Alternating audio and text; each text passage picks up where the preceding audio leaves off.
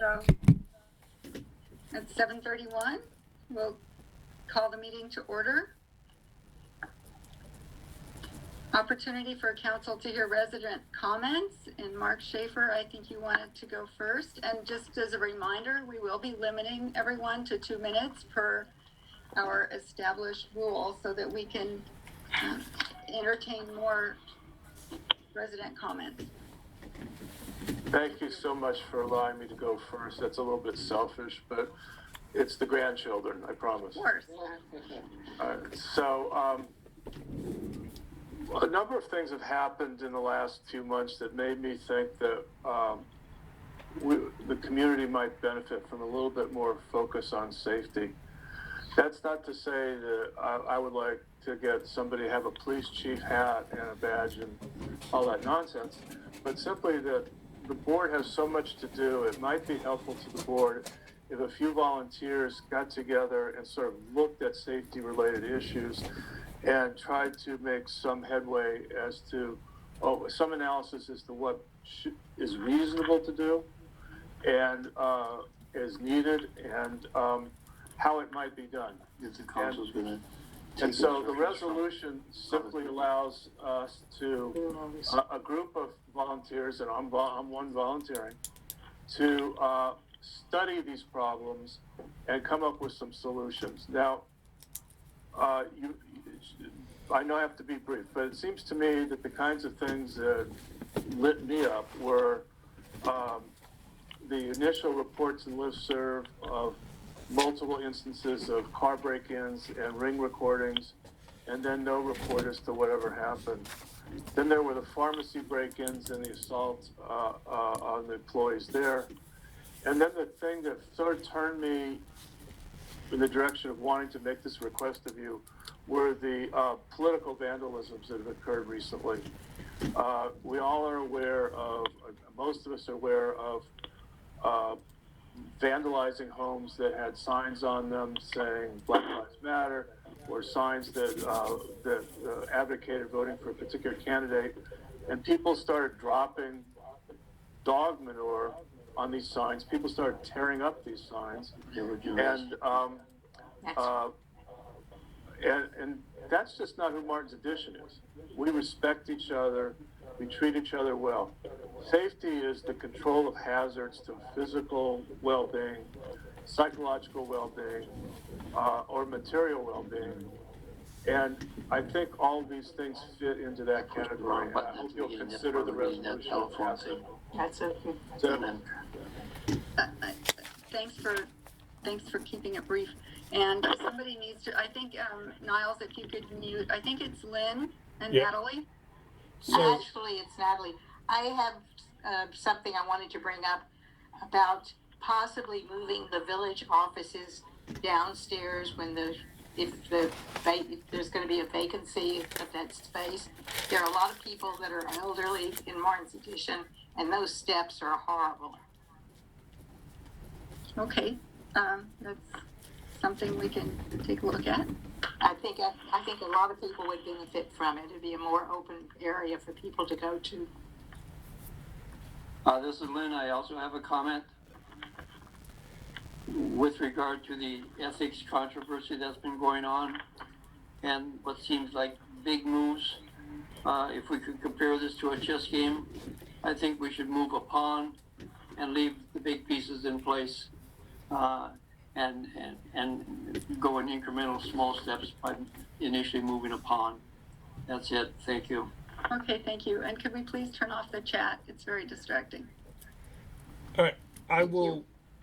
Oh, yeah. Anyone else? Hi, this is Naomi Narden. I just want to make a request that you consider a streamlined, transparent ordinance process for future ordinance efforts. And I did submit for the record a suggestion, a draft for your consideration. So please take a look and act upon it at some point when you're ready. Thank you. Thank you. Next. Anyone else? I have a question. This is Lauren. Hi. If I haven't attended one of these meetings on Zoom in a while. Is it your preference that we hold comments that are related to specific agenda items until the agenda item, or speak them now? If you have, you have two opportunities to speak, now and at the end, so you can make your choice. I see, but not during Not, the agenda. not immediately after. That was never supposed to be the practice, and it kind of evolved over time, but it was a mistake, so. Okay, I was just clarifying so that I knew. Okay, thank you. Yeah, so then I guess I'll speak now, which is, I just wanted to, I know that there's been a lot of back and forth on the listserv about the tree, proposal, and I just wanted to make sure that it was really clear that this was something that I had requested that the council consider. I know that in some of the, conversations that have gone on, it's been sort of seen as a component part of a set of ordinances and that council has been sort of coming up with and trying to put on residents. And I really just wanted to emphasize that, as I wrote in the listserv, I do believe that, there's been a bit of a loophole in some of our tree regulations that has taken Martin's Edition since 2014 out of really kind of standard practice and certainly the practice of the county. And this was an effort to come up with some common sense fixes to that loophole. Obviously we can have discussion about the best way to approach that and, what should be contained in an ordinance. But I just wanted to emphasize that this really is an effort to make sure that the village is in line with the regulations of our surrounding neighborhoods and of the county, and that we're not sort of losing funds that could be channeled into the village itself. So just wanted to make that very clear and hope that as we have conversations both publicly and in this space, that we can really view these ordinances as separate items that come from different places and are, to be considered in different ways. They're not a collection of items, they're independent items. Thanks, Laura. Paula? Did you wish to speak? Okay, anyone else? Yes. Niles, can you mute some of the people who are unmuted because they're intruding? I just did, so we should be good to go. So, I have a comment I'd like to make, if I may. First thing I'd like to say is that I fully support Mark Schaefer's notion of having a community safety committee. I think these incidents of hate crimes and vandalism are beyond creepy. I think they're really dangerous, and the hate crimes should be reported. And I think we need a much better mechanism. I've been disappointed that the council and the village manager haven't said anything public about them at all. And I'm a little concerned that we need a safety committee to really get on top of this. So that's one piece. Second, I'd like to also say that I support the better ordinance adoption process that I think Naomi spoke to. The need especially is for two pieces there. One is to have an open, community meeting by Zoom to discuss issues. Like, instead of having just things back and forth on a listserv, I'd rather have just a community forum, plus a message board on the village website where people can post substantive comments. It's fine to try to use a listserv, but a lot of people aren't on the listserv. So yes to the community safety initiative, yes please to the better ordinance proposal that people sent in. I also want to address the tree ordinance, which I think is terrific, but also probably needs more community discussion and a message board to really have people talk that out so it can go through. And of course, the big item on the agenda, or one of the big items, is the ethics ordinance about bias, which so many people have opposed, and which I certainly hope that the council will not introduce tonight or adopt ever, because there's just no way that an unappointed 3-person volunteer committee should be holding government ethics trials. That's just so far off the map that it's way over the horizon. I mean, you don't do that. And people have written many, many concerns about that, and the impact on the village. The council really hasn't addressed the public harm issues that people have raised. And I think that's really important to look at that before moving forward with anything along those lines. Finally, I would like to say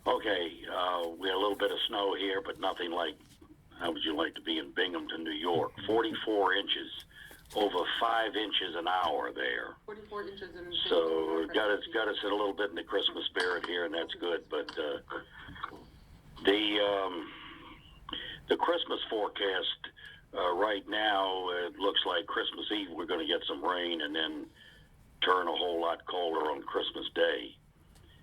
And I know some of the romantics out there would probably like to have a white Christmas. Well, stay tuned.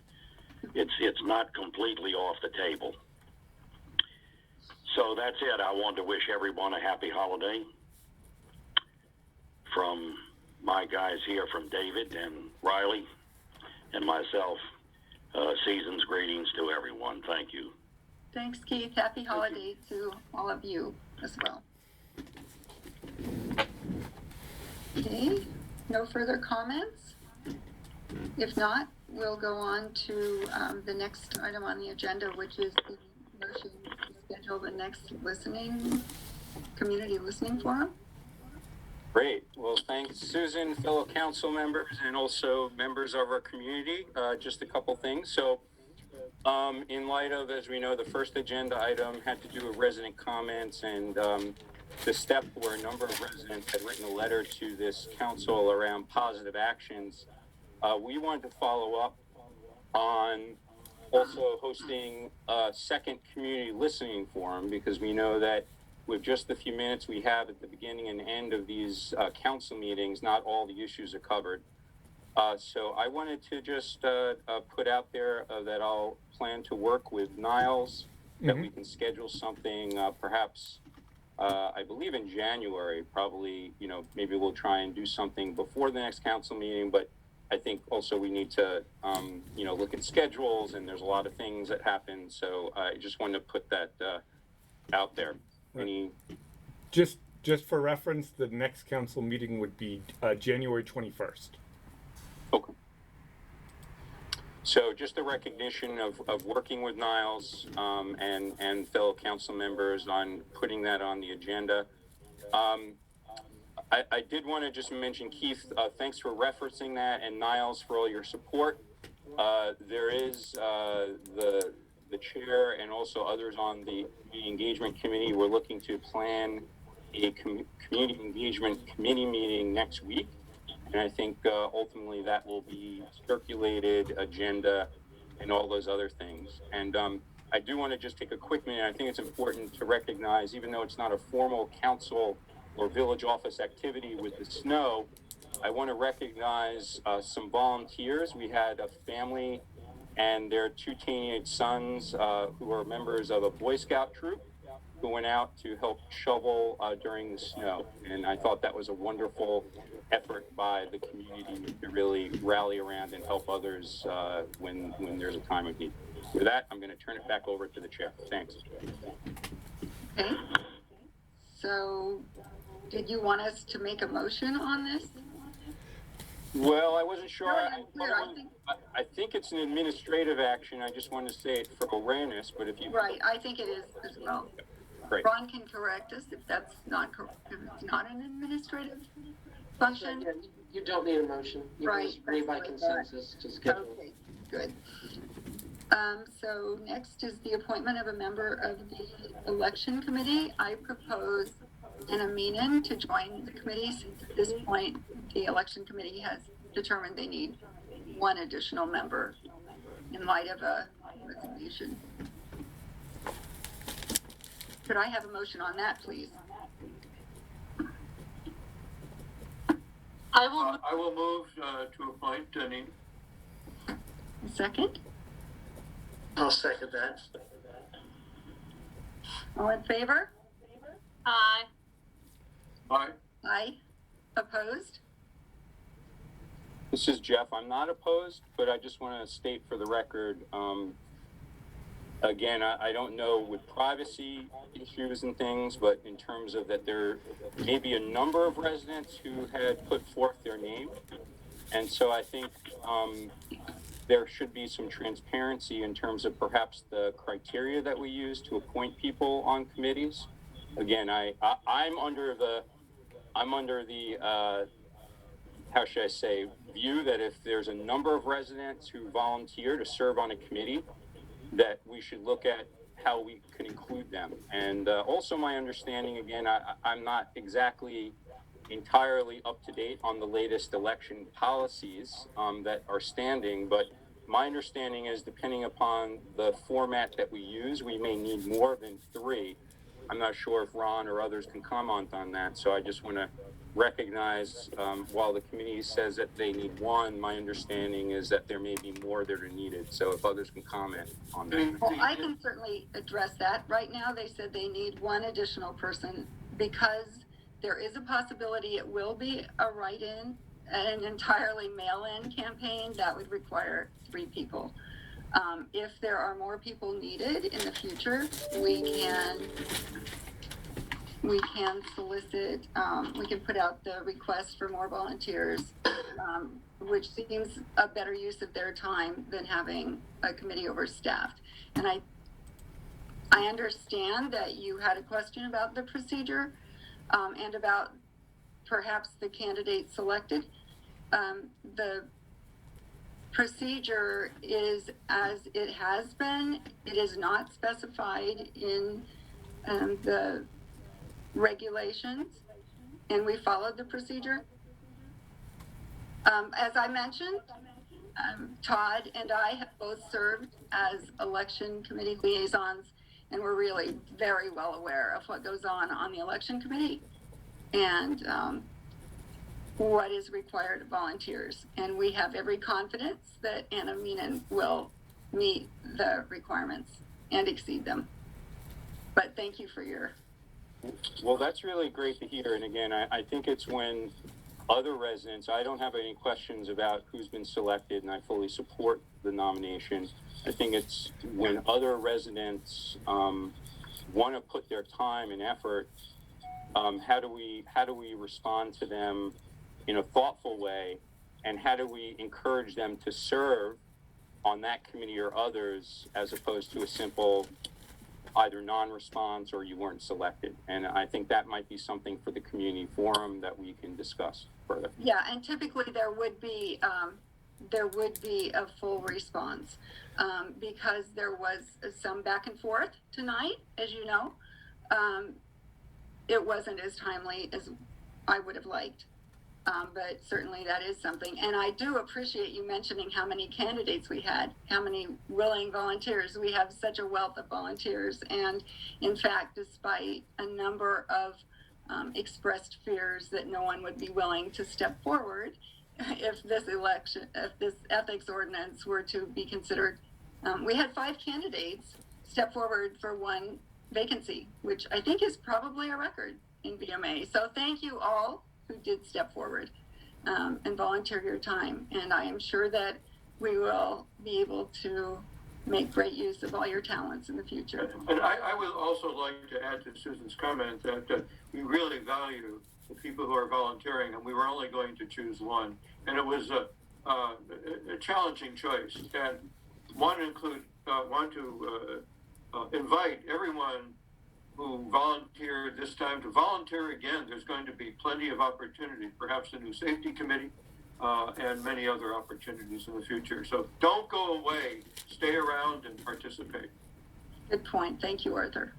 And of course, the folks who wanted to join the committee who might not have been selected for that leadership position, we would fully encourage them to continue to attend open meetings, which we hope there may be others in the near future on the policies that are being proposed. Thanks. Thank you. Okay, next on the agenda is the Ethics Committee report out and recommendations. Is Mark? Hi. Hi, Mark. It's always nice to be popular. You're so popular. So I'm reporting on behalf of the Ethics Committee. I don't know whether or not Lori and Debbie are on the, I think I saw Lori, but I'm not sure if they're here or not. But they certainly will be given an opportunity after my report to add to what I say, correct what I say, or whatever. So the Ethics Committee met by Zoom on December 1st, following the posting of the notice and of the agenda on the village website in compliance with the Maryland Open Meetings Act. The full committee attended, joined by 5 residents who are not members of the committee, 2 members of the council, and the village manager. The minutes of the meeting have been posted on the village website, and I think they were posted on December 4th, not long after the committee meeting itself, all again in compliance with the Maryland Open Meetings Act. As announced in the posted agenda, the focus of the meeting was the committee's review of the most recent draft of the contemplated changes to the village's ethics code. As required by the Maryland Open Meetings Act, the committee had not previously met or conferred on the draft that we reviewed at the open meeting. I think, as we all know at this point, the contemplated changes are designed to add to the code's current ethics provisions the ethical requirement required by the village's existing oath of office that officials act with impartiality. I emphasized that the oath of office is an existing requirement for all village employees, village council members, village committee members, and the tree supervisor. It was formally implemented in 2019. It is not a new requirement designed by the Ethics Committee to give it sweeping new authority, as has been suggested by a couple of residents. I also note that the committee did not take up this matter without justification, as a few residents have suggested. As Todd Mann explained in his December 9th note to the village, Todd is the liaison to the Ethics Committee. The council specifically requested the committee's help based on 3 allegations over the past 5 years of an official acting with a personal bias, none of which could be investigated or resolved because there was no process or available forum to do so. This was the 4th draft that the committee reviewed, all in open meetings. Because of the work done on earlier drafts, there were a limited number of provisions that were the subject of comments by committee members, or for that matter, comments by residents. In that regard, in the notice of the meeting, we invited comments on the draft from village residents, and we asked that any such comments be submitted by the day before the meeting so they could be considered by the committee prior to the meeting. As a result of the committee's comments and comments from one village resident who did submit timely comments, the committee agreed on one substantive change to the draft, which was to eliminate a provision that would have permitted an adverse inference to be drawn by a party's failure to cooperate, and also agreed upon a couple of non-substantive changes. Following these changes, the committee voted unanimously to approve the substantive language of the draft, including the changes we agreed to during the meeting. One committee member qualified her vote in favor, noting that her approval of the draft was not necessarily an endorsement of the ordinance as the proper vehicle to address impartiality concerns, while the other 2 committee members approved the revised ordinance without qualification. Following the committee's decision, we entertained comments from residents. One resident who submitted written comments an hour and a half before the meeting began repeated her comments, most of which were repeats of prior comments that the committee had received, were the same as comments that were timely submitted or were matters outside of the committee's focus on the draft. After some give and take back and forth between the committee members and this resident, the substance of which are contained in the minutes, the committee again agreed unanimously on the revised language of the ordinance, with the same qualification by one member as I mentioned earlier. To be clear, all 3 of the committee members voted in favor of the substantive provisions in the draft code. 2 of the 3 members favored the code as the vehicle for these provisions, and 1 of the members withheld judgment on the appropriate vehicle for the provisions. Speaking for myself, and this is reflected in the minutes, my support of the code as the appropriate vehicle was based on my own research and analysis. As far as I can determine, while governmental bodies, including Maryland, Montgomery County, and neighboring villages, have widely varying ethics requirements, not a single body I can find establishes its ethics requirement in a volunteer or an employee manual. They all establish their ethics requirements through laws, codes, or through formally promulgated regulations or policies, which are formally adopted and are legally binding, just as Martin's edition has done in Chapter 4 of the Code, which establishes the village's current ethics provisions, and in the policy which implemented the oath of office in 2019. By contrast, manuals, which some residents argue are the proper vehicle to place ethics provisions in, are neither practical. For example, how would a village resident who's not an employee or volunteer know that the village ethics rules are an employee or volunteer manual, nor are they legally binding? In this regard, I note that the Martin's Edition's personnel handbook states that it does not create an agreement or contract between the village and its employees. Todd Mann's December 9th note summarized the revisions to the code that the Ethics Committee approved. I want to make 4 comments about the revisions to the code, largely to put some context to some of the comments that have been made. First, unlike the existing code, the revisions provide due process for anybody who is the subject of an ethics complaint, which we call the respondent. The existing code provides no opportunity for the respondent to see the complaint, no opportunity to respond to it, and no opportunity to see any of the evidence developed by the committee.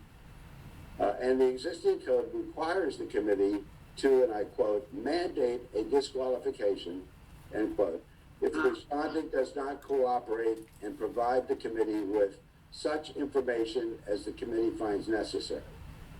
Further, the current code contains no required standard of proof for determination of an ethics violation.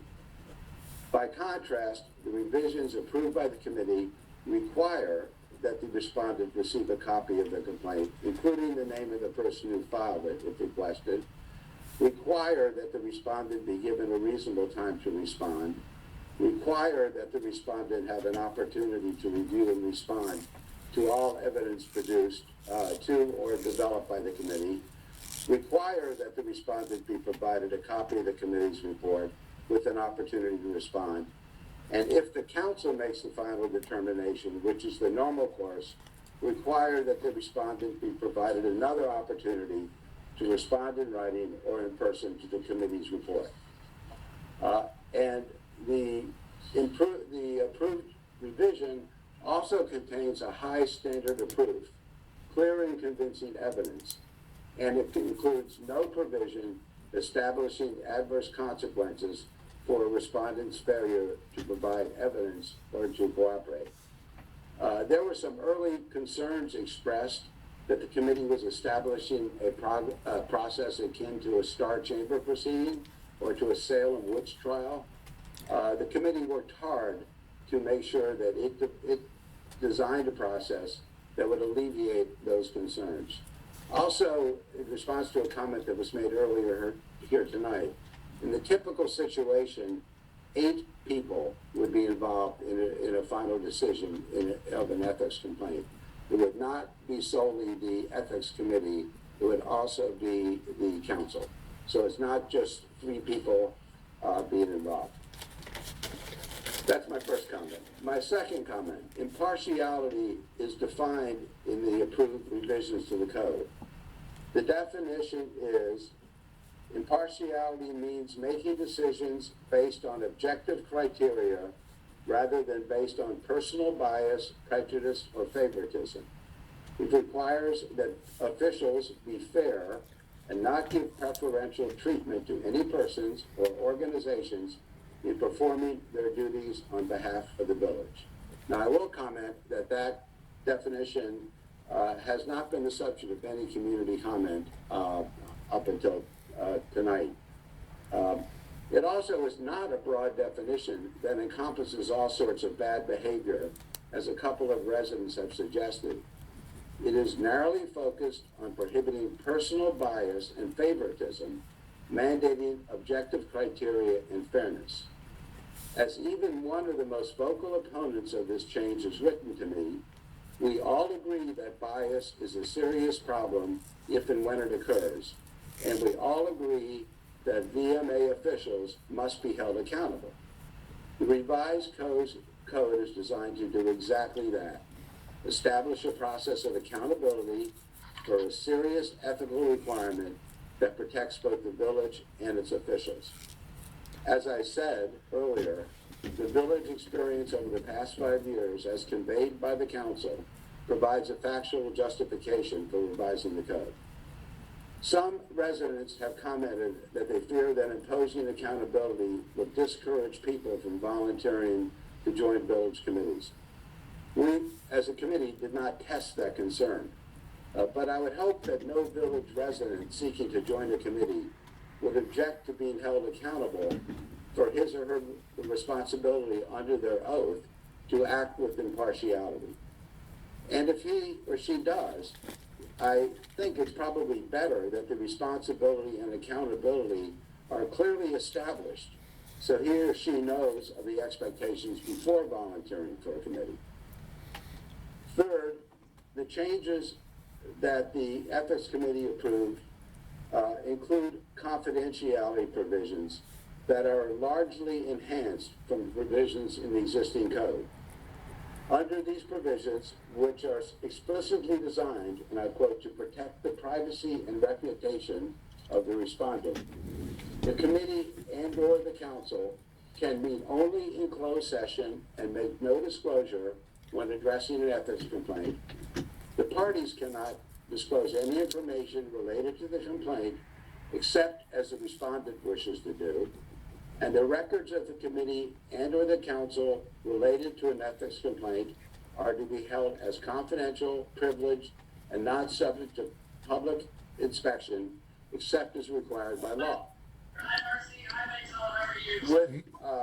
With respect to the except as required by law qualifier, I understand from the village lawyer that disclosure upon a request under the Maryland Public Information Act,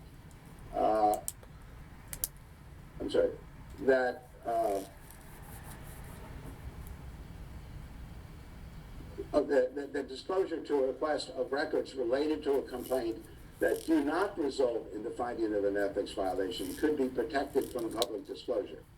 In other words, if there is no finding of an ethics violation, those records can be protected from disclosure. These provisions should alleviate the concerns expressed by residents about the impact of quote-unquote false complaints on their reputations, jobs, etc. Also, with respect to so-called false complaints, which are mentioned by a couple of residents that they say are easy to file. The code provisions approved by the committee require that any complaint be fact-based and will be subject to an immediate dismissal if it is not fact-based or if it does not allege a consequential or substantial violation. In short, a complaint that is not supported by facts or is trivial would be dismissed before the person who is subject to the complaint is even notified of the complaint. Fourth, under the approved code changes, the penalty for any ethics violation is for the official to be disqualified from participating in a particular matter or from his or her position, and the penalty must be crafted as narrowly as possible to address the violation. As I reported at the last village council meeting, in response to many resident comments and with the concurrence of the village lawyer and our council liaison, the committee removed from the existing code the potential for fines and criminal referrals because we felt these onerous provisions were not necessary to assure the ethical behavior contemplated by the code. These changes should put to rest the complaints that this is a heavy-handed punitive ordinance or that it contains draconian penalties. The Ethics Committee has been at this task since August. We believe that we've produced a product that protects both the village and its residents. We have invited the participation of village residents at every turn, including before, during, and after our public meetings. The changes to the code that we approved incorporate many suggestions and comments from village residents. As chair of the committee, I sincerely thank the residents who have provided us with constructive comments. But as chair, I also firmly reject the assertions and inferences advanced by a few other village residents that we have ignored the village community, that we have not complied with the Maryland Open Meeting Act, and that we're building a self-serving nest for ourselves, or that we have undertaken a process worthy of Vladimir Putin. Those are comments that have been made. So after a 5-month process, the Ethics Committee passes on to the Council for its action the revised version of the ethics section of the Village Code that the committee has approved. In that regard, I have forwarded to our Council liaison, Todd Mann, a version of the code with the changes from the existing code that the committee has approved. I've also forwarded to Todd the 3 sets of written comments we received prior to the meeting. Thank you. Lori and Debbie, if you have anything, do you have anything you want to add? Yes, thank you, Mark. Also speaking for myself, first I want to associate myself and give my support for your comments in their entirety. My research also yielded the same information that you came up with. Second, speaking again for myself, as someone who's volunteered in the village on 3 different committees, for 2 years on the election committee, the walkability task force, and now the ethics committee, I see a strong need for this ordinance, especially for the election committee. The election committee is unique in that every year either 2 or 3 council members are running for re-election. So the resident suggestions that the council could oversee this, I don't think they understand how difficult that would be. There's quote unquote what I've been told is a firewall between the elections committee when they're managing an election and the council. So I do see the strong need for the ethics committee, especially in relation to the election committee. I also want to note that one resident who otherwise had concerns about the ordinance sent me an email saying, of course, the election committee should be covered by an impartiality standard. And I did notice in the chat a resident posted something about what other municipalities do. And I want to point out that the town of Somerset has what they call a neutrality provision, which relates only to their election board, but it's much harsher than anything that we're proposing. There are no due process. In fact, if a complaint is filed, there's an open public hearing regarding the complaint. And finally, I just want to thank Mark and Todd and Ron for, I know you worked through 4 of these drafts, and we really did try to incorporate as many resident suggestions, and thanks to all the residents for a lot of really good suggestions. So, thank you. Good. I have a question for both the committee members who are here. Okay. I'd like to get your views on whether it is advisable, inadvisable, or immaterial confining this to the so-called statutory appointees of the election committee, the ethics committee, and those mentioned in statute rather than those that are appointed, like the community engagement committee, perhaps the safety committee, and others. Do you see a distinction here, levels of responsibility, levels of duty, that we could perhaps confine this to the statutory committees? So, Arthur and Lori, Yeah. so Go ahead, I Mark. must admit that I don't know enough about some of the committees to respond to that and what their responsibilities are. For instance, I will say that all committee members take the oath of service, so there must be some responsibility that they're signing up for. I don't know, for instance, about the tree supervisor, what decisions the tree supervisor is responsible for.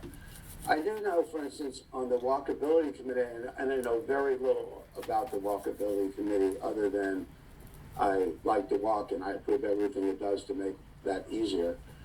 To the extent they make recommendations, for instance, whether to put a sidewalk on Chestnut Street, which I thought was mentioned last week, they're making, they're not making the final decisions, but they're making meaningful recommendations, which I hope will be done in an impartial manner. So again, I don't really know enough about what all the committees do, like the safety committee, which isn't formed yet. But if there are real recommendations with serious consequences, I would think that you would want to have impartiality. Well, I do think that, like, as Mark said, and I am on the walkability task force, it is an advisory.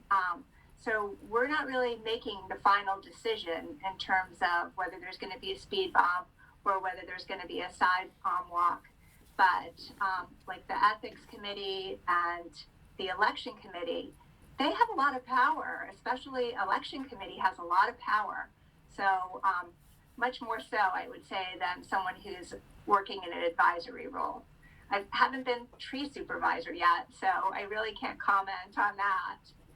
And I don't know about the safety committee. But, as a compromised middle ground, I would support the council, election committee, and ethics committee being held to these standards. So if as a liaison, if I can just jump in, a couple things I want to do. One is to say to Mark and Lori and Debbie, you did a phenomenal job on this all the way through. You didn't rush it. You were thoughtful. You constantly appealed to residents, incorporated those comments. You listened. You responded, and you followed them. And where the comments were very applicable and warranted consideration, they were adopted by this committee. So in my mind, when you think about what kind of process do you want for how bills are made, at the very start of a process at the committee level, I think you guys did an awesome job, and really kudos to you guys. So thank you for that. Would second that. Thanks. Thank you. Thank you so much, folks. And Mark, I really, and Lori and everyone on the committee. I'm sorry, there was a second part. Was that all right, Jeff? Or you want to jump in? Oh, no, please go ahead. I thought after the applause that I could go, so it's all you. All right, okay. So the other thing I wanted to do, and maybe this is where you were headed, Jeff, is that there was some comments in the chat, and then elsewhere about, and you addressed this, Lori, about what we found in other jurisdictions and areas, because that's what would facilitate whether we still drill down into a code or what other jurisdictions are doing. And Ron, I know you did some research, and I wanted to give you a chance to share with us your findings on that. Sure, be happy to do so.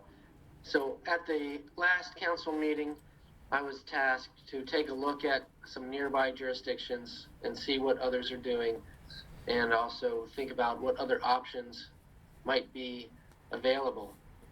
And I'm happy to share what I learned. So for the most part, what I said before holds true. Most communities have an ethics code, but it's limited to financial conflicts of interest. However, what I did discover, and which was interesting to discover, is some communities will extend the impartiality requirements beyond the elected officials and employees to election committees. And then it made me think more about the constitutional oath of office. So just a bit of background. The Maryland Constitution requires officials and folks who hold offices of public trust to take an oath to support the Constitution and act without prejudice and impartially. And historically, you know, a lot of towns, a lot of my clients, I represent 10 in the area, 10 municipalities in the area, have only required the oath to be taken by the elected officials, the council members. But in 2019, the Martin's Additions Council recognized, you know, after some complaints, that we ought to have everybody take this oath of service because, you know, frankly, we want everybody that's conducting village business to be held to the same standard. And in researching what other towns were doing, you know, I took a look at the constitutional oath, and, you know, as Arthur has pointed out in a prior meeting, the oath is required to be taken by, you know, anyone who holds an office of public trust. And it's not something that's defined in the Constitution, what it means to hold an office of public trust. But I have looked at case law, which helps define what it means to hold an office of public trust. And generally it means when someone is performing a duty or exercising a power that is held by the government. Another way to think of it is, you know, when someone's holding an executive office, right? And so out of the committees I looked at, and I only looked at small towns in the area, I looked at 12 in the area, 4 out of those 12 require the constitutional oath, which includes a requirement for impartiality, to be taken by their election committee members. And so then, you know, it occurs to me that those towns probably recognize that election committee members, based on their powers, are public officers. They're holding an office of public trust. The public is trusting that they're going to fairly execute their duties. And so in coming up with a list of options, one of the options I came up with, and I think Lori Mitchell and Len Wheely may have, you know, stolen my thunder there. One option would be to just require this impartiality and process requirements to those that might be deemed offices of public trust already under the Maryland Constitution, which would be those that exercise statutory powers, like the Ethics Committee, the Election Board, maybe the Tree Supervisor, but not committees that are acting in advisory roles only and not executing officer duties, like, you know, social committee, weatherman, what have you. With respect to what other options there were, you know, I basically came up with 5. Mr. Mark Efron already mentioned one of them, and that was to limit the sanctions in the code that would apply to a breach of the oath of office and limit it to mandatory recusal or removal. And it looks like that's already what the Ethics Committee is recommending. Secondly, you know, obviously to adopt code amendments to empower the Ethics Committee to hear the complaints that right now would have to be heard by the council, and then add a fair process and a uniform process that could be undertaken for that review. And the benefit of doing that in the code is it would have the force of law behind it. And then again, you know, sort of the middle ground, or, you know, the pawn movement, to quote Mr. Welly, would be just apply these new provisions to our offices of public trust, or what might be argued as offices of public trust, that, you know, frankly might already be required under the Maryland Constitution to be exercising their duties with impartiality. Next, to the extent that the amendments and spelling out the process in the code gives people angst, you could just amend the code to say the ethics committee may perform such other duties as requested by the council, and then adopt the procedures for the hearing process and the like in executive regulations. But one potential risk there is regulations can only implement the code. So if the regulations go farther than the code allows, then someone could always argue that the regulations are unenforceable. And then, lastly, and we already discussed it at the last meeting, just adopt an informal approach and not amend the code and just spell out the procedures in a manual or policy. But as I noted at the last meeting, a potential risk there is if it's not in the code, it's not going to have the force of law behind it. And as I think about how that might work, it would probably require all parties to consent to the hearing process, because there would be no obligation to do so if it wasn't in the code. But those were the options that I could come up with. Happy to answer any questions and talk about any of the other towns, if you wish. So, again, there were 4 out of 12 that imposed the impartiality requirement through the oath onto the election committee members, and Lori Mitchell noted that the town of Somerset has a process in the code for how potential removal might take place. The other 3 towns don't have a process specified in their codes. Thanks, Ron. That's my report. Happy to answer any questions. Thanks, Ron, for doing that. Jeff, did you have something you wanted to? Yeah, I had a couple brief comments, but before I launch in, I just wanted to be respectful because it's 8:28. We've got a lot on the agenda, and maybe Todd or Susan or others, how do we want to handle this? Because I feel that this could take up a lot more time, and we have a lot of other things to cover. What were your thoughts? Because we've got a community forum we may schedule. How do we kind of take all this information and where do we go? And then I'm happy to say a few quick comments, but I'm also happy to go more in depth. It's really up to you. Sure. So my thought was that nothing will get introduced today, but to make a recommendation to our attorney that he draft up language which would then be presented to us at the January meeting to decide whether we want to introduce it there, which would give us a chance to have a forum or whatever discussion before that begins. So that was my thought for process on that. Okay.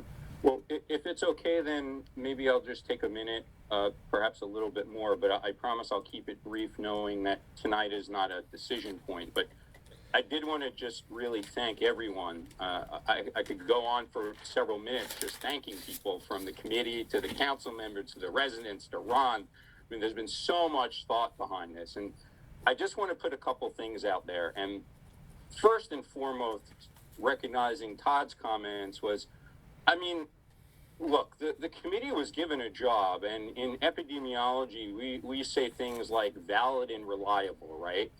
And they produced an extremely reliable instrument, right? We asked, or members of the council, I should say, asked them to produce an ordinance and go back several times and draft. And I think in the last meeting, we recognized, and Mark kindly had also affirmed, that it wasn't really their job to look at other avenues, like, for example, a complaint system or things. And that's where Ron, and again, I thank the council for recognizing Ron to go out and come up with some of these findings, which I think are very compelling.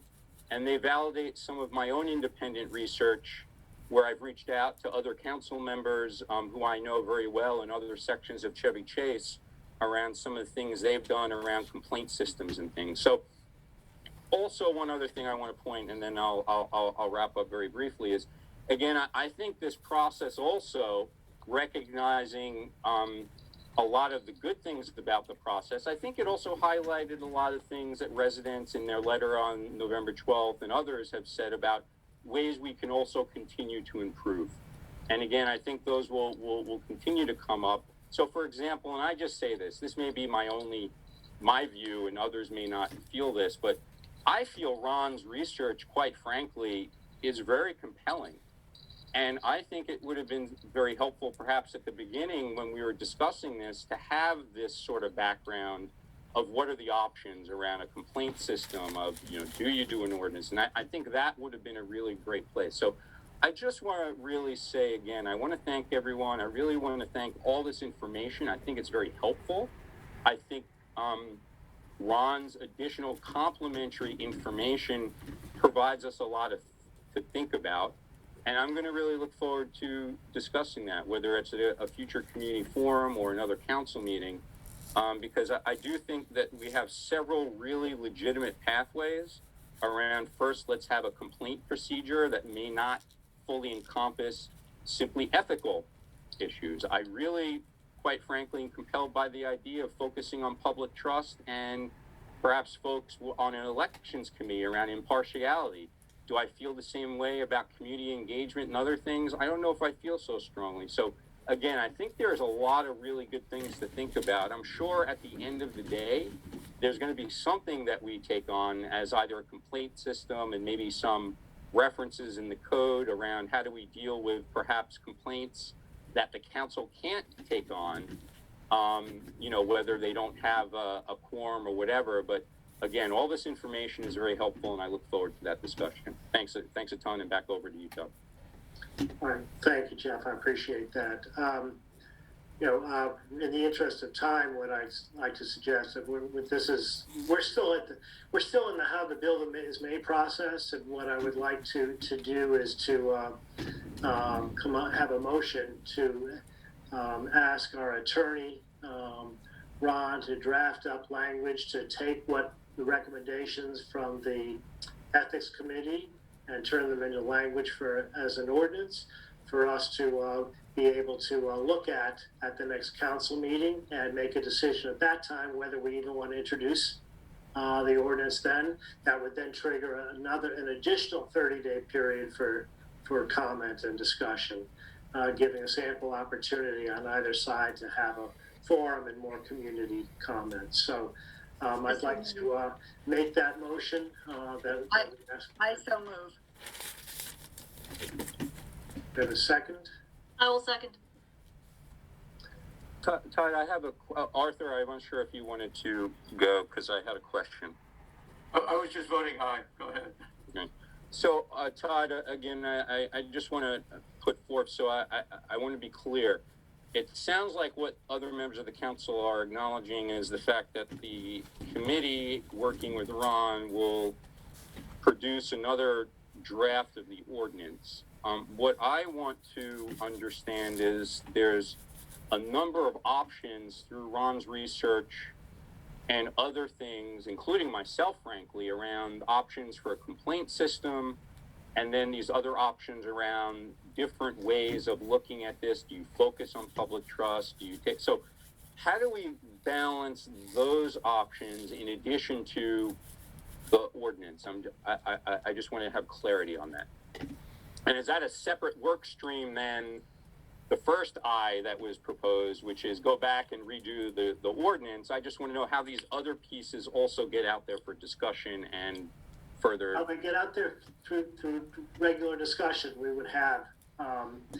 Right now we don't have anything to work off of other than asking our attorney to draft an ordinance, which would then start that part of the process. We've been entertaining comments all the way through on this process, and we'll continue to do that as we march through. And if other options emerge when we're getting ready to either introduce or vote on that, if they're compelling enough to that the council agrees that we go down a different path, and I think that's a decision we make at that point.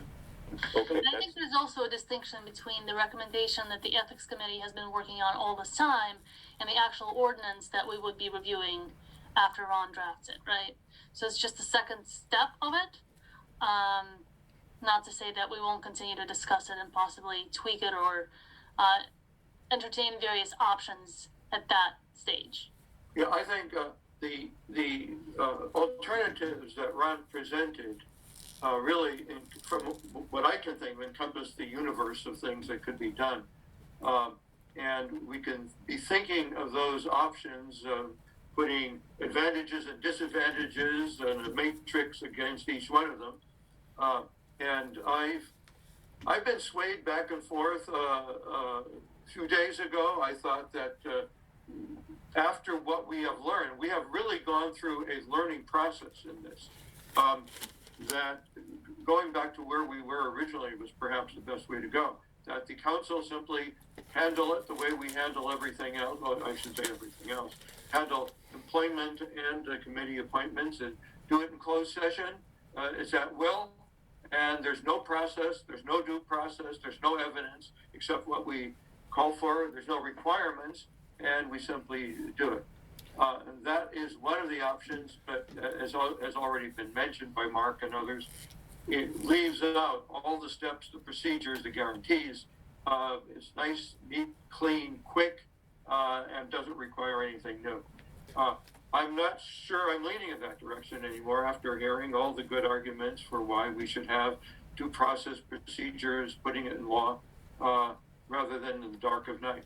So, but that's what we're going to be up against next month, is considering the alternatives, and this draft ordinance will be one of them, plus the other things that Ron has listed out there. And if I could just interject a little bit, I think the first option really downplays the damage that someone on a committee, say an election committee, could do, and could actually create longer lasting harm even than beyond their removal, should they be found to have violated their partiality oath. So I think we do need a mechanism in place. We need a due procedure system in place to really examine what transpires. And really, there was a chat, I have to confess I was distracted, about we've taken the oath, and that's not the entirety of the issue. There needs to be some mechanism to enforce it. So Ron, one other question that surfaces from the chat. There are some people who are questioning, well, if only 4 out of the 10 or whatever it is, or the 12 had this, does that mean that all the other jurisdictions decided they didn't need one? Well, yeah, I can't say for certain other than what I've said previously. And to quote one of my favorite law professors, the law is scar tissue, it's reactive, and communities generally adopt laws after they've been faced with situations. And I think it's probably fair to say that the constitutional oath dates back to the founding of our country, and frankly, just some jurisdictions have just stuck with that and not adopted new laws until new issues have arisen. And for those attorneys here tonight that practice in Maryland, you probably agree that Maryland, being a small state, it's often the norm to find that there is no Maryland law on the subject, and sometimes we got to look elsewhere. And I did look at some other states and found, in Arizona, for example, all committee members are required to take the constitutional oath. Maybe that's because they did have an issue that arose. And in Virginia, there's a special law prohibiting officers from taking adverse action against somebody else who's spoken out on an issue of public concern. It's a pretty unique law that obviously arose from a specific instance. So, the fact that these other towns don't have an impartiality requirement for election committees and other committee members might just mean that the issue hasn't arisen in their jurisdiction yet. Thank you. Well, like to call the question and take a vote. Madam Chair. Oh, all in favor of directing Ron to draft language for an ordinance, incorporating the committees? Aye. Aye. Aye. Opposed? I'm opposed. And I just want to say for the record, again, I don't think it is a surprise I'm opposed. I feel we've put an awful lot of time, and again, for the very reasons, thanking, this has been a very helpful process. But I think before we go back and spend more of our village resources on continuing to draft a next version, I really believe that what we should do is further look at these other options. And I appreciate what's been said, but I do want to just look, I take an oath for the Constitution for my day job. And I know what I have to go through is every year I do a financial disclosure and some of the things that are there. There isn't any fear of, there isn't an ethics piece of this that there are ombudsman people who you can go and file a complaint. So I just take exception to the idea that we have a lot of really good options before us that Ron has uncovered with his research. I have conducted my own research. I've reached out to other Chevy Chase sections and council members and their experiences with complaint systems. I also like the idea of being perhaps very tailored or laser focused, of focusing perhaps on an elections committee. I don't think anyone would disagree. You need perhaps impartiality written into that committee's charter. But I'm going to close here and simply say that I am opposed to the idea of any further funds focused on updating another draft. I think at this point, we know where that draft is heading, and what we really need to do is focus a little bit more energy on what are the options available to us other than the ordinance in hand, so that we can come to some consensus of what are the options, what are the risks, and what are the benefits of those options, so we can make some decisions. Because I've heard tonight, I think, some very compelling arguments of why we might go in different directions for certain things. And I'm not seeing this approval for going forward and redrafting an ordinance is going to get us any closer to understanding those other options that are before us. So I'll pause there and turn it back over, but I appreciate Susan and Ron, is there, since Ron's alternatives have been mentioned several times here, and I don't think it's been part of the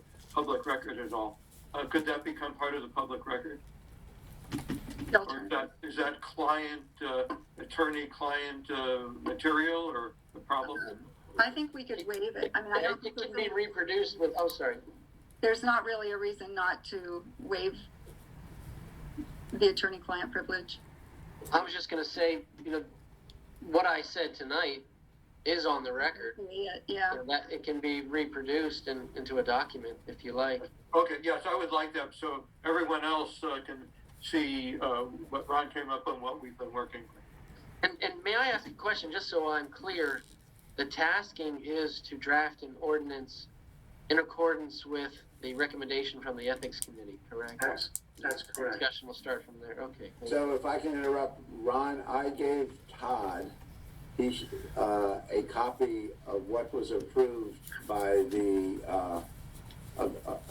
Ethics Committee at the December 1st meeting. So he has and if Todd can't find it, just send me an email and I'll send you a copy of it. Okay, thank you.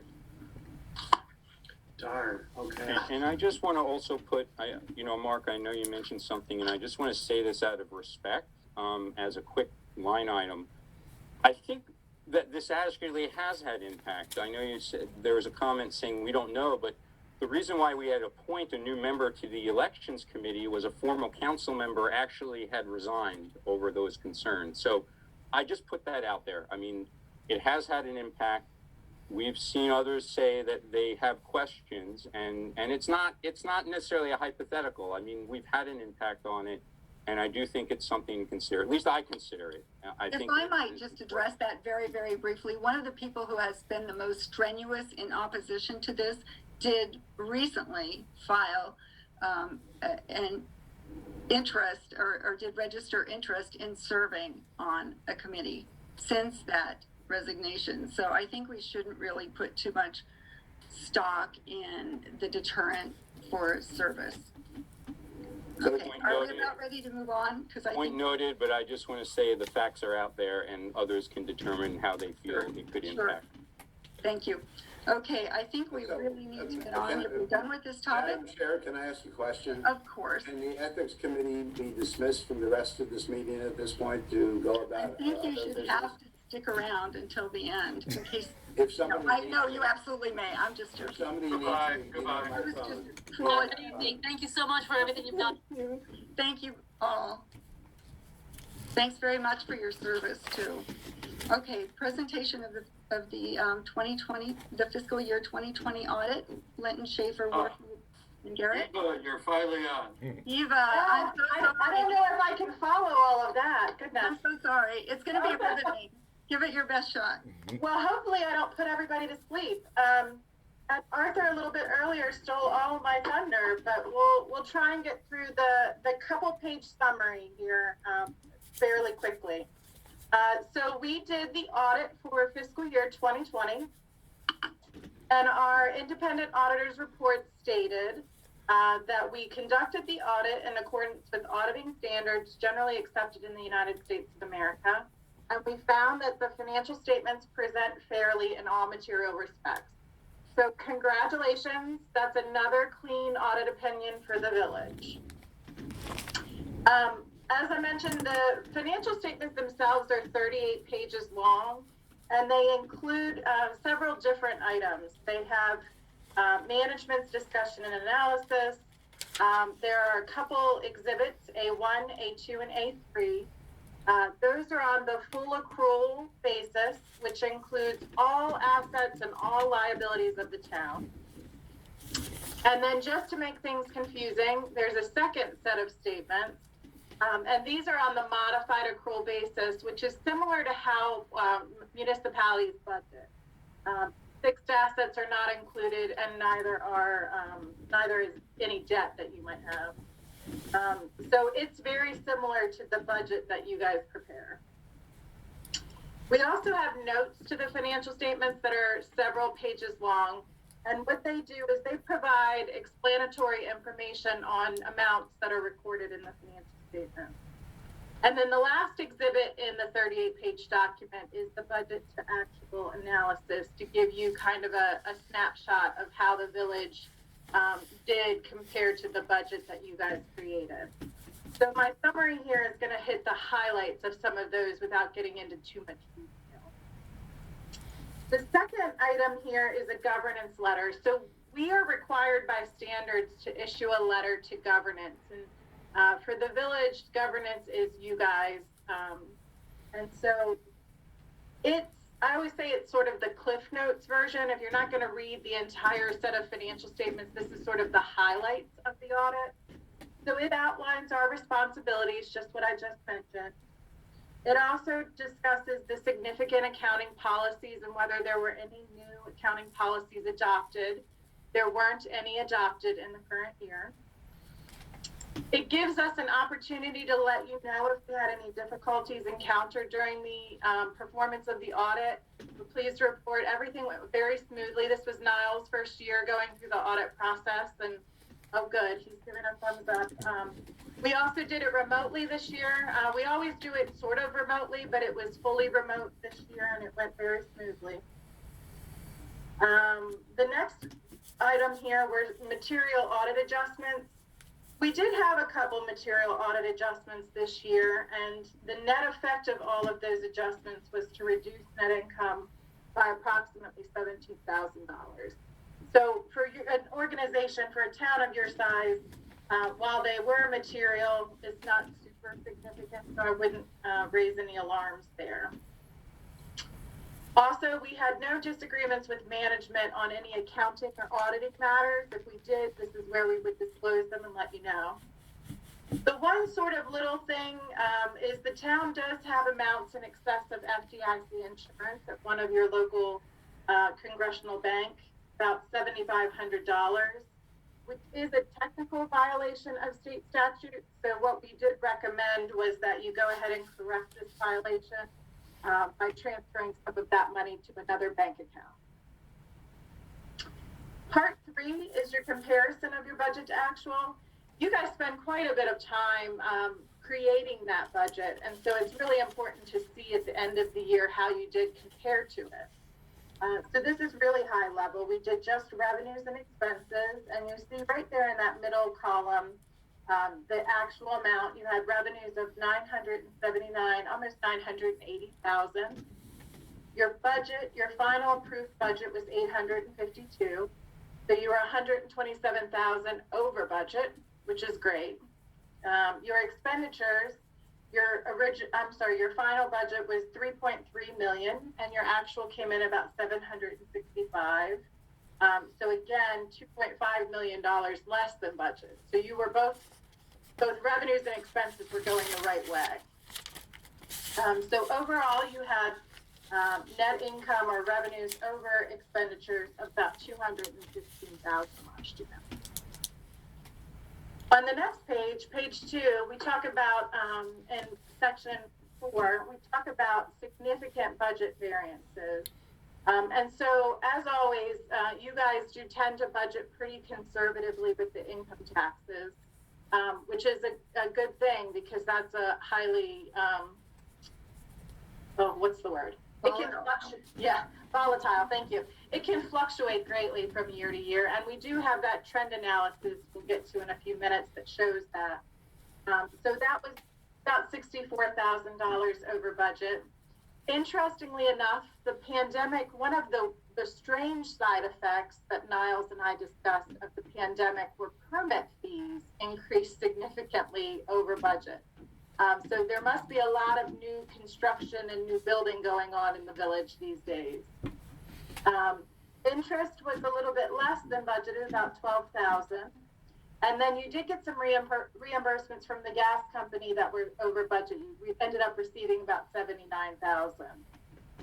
And so the total again was that $980,000 of revenues compared to the budgeted revenues of $852. On the expenditure side of things, you guys do have some variances in the financial administration and then the other general government, about 18,000 and 14,000. You know, as large a group as they are, as many expenses as they include, that's really not so far off.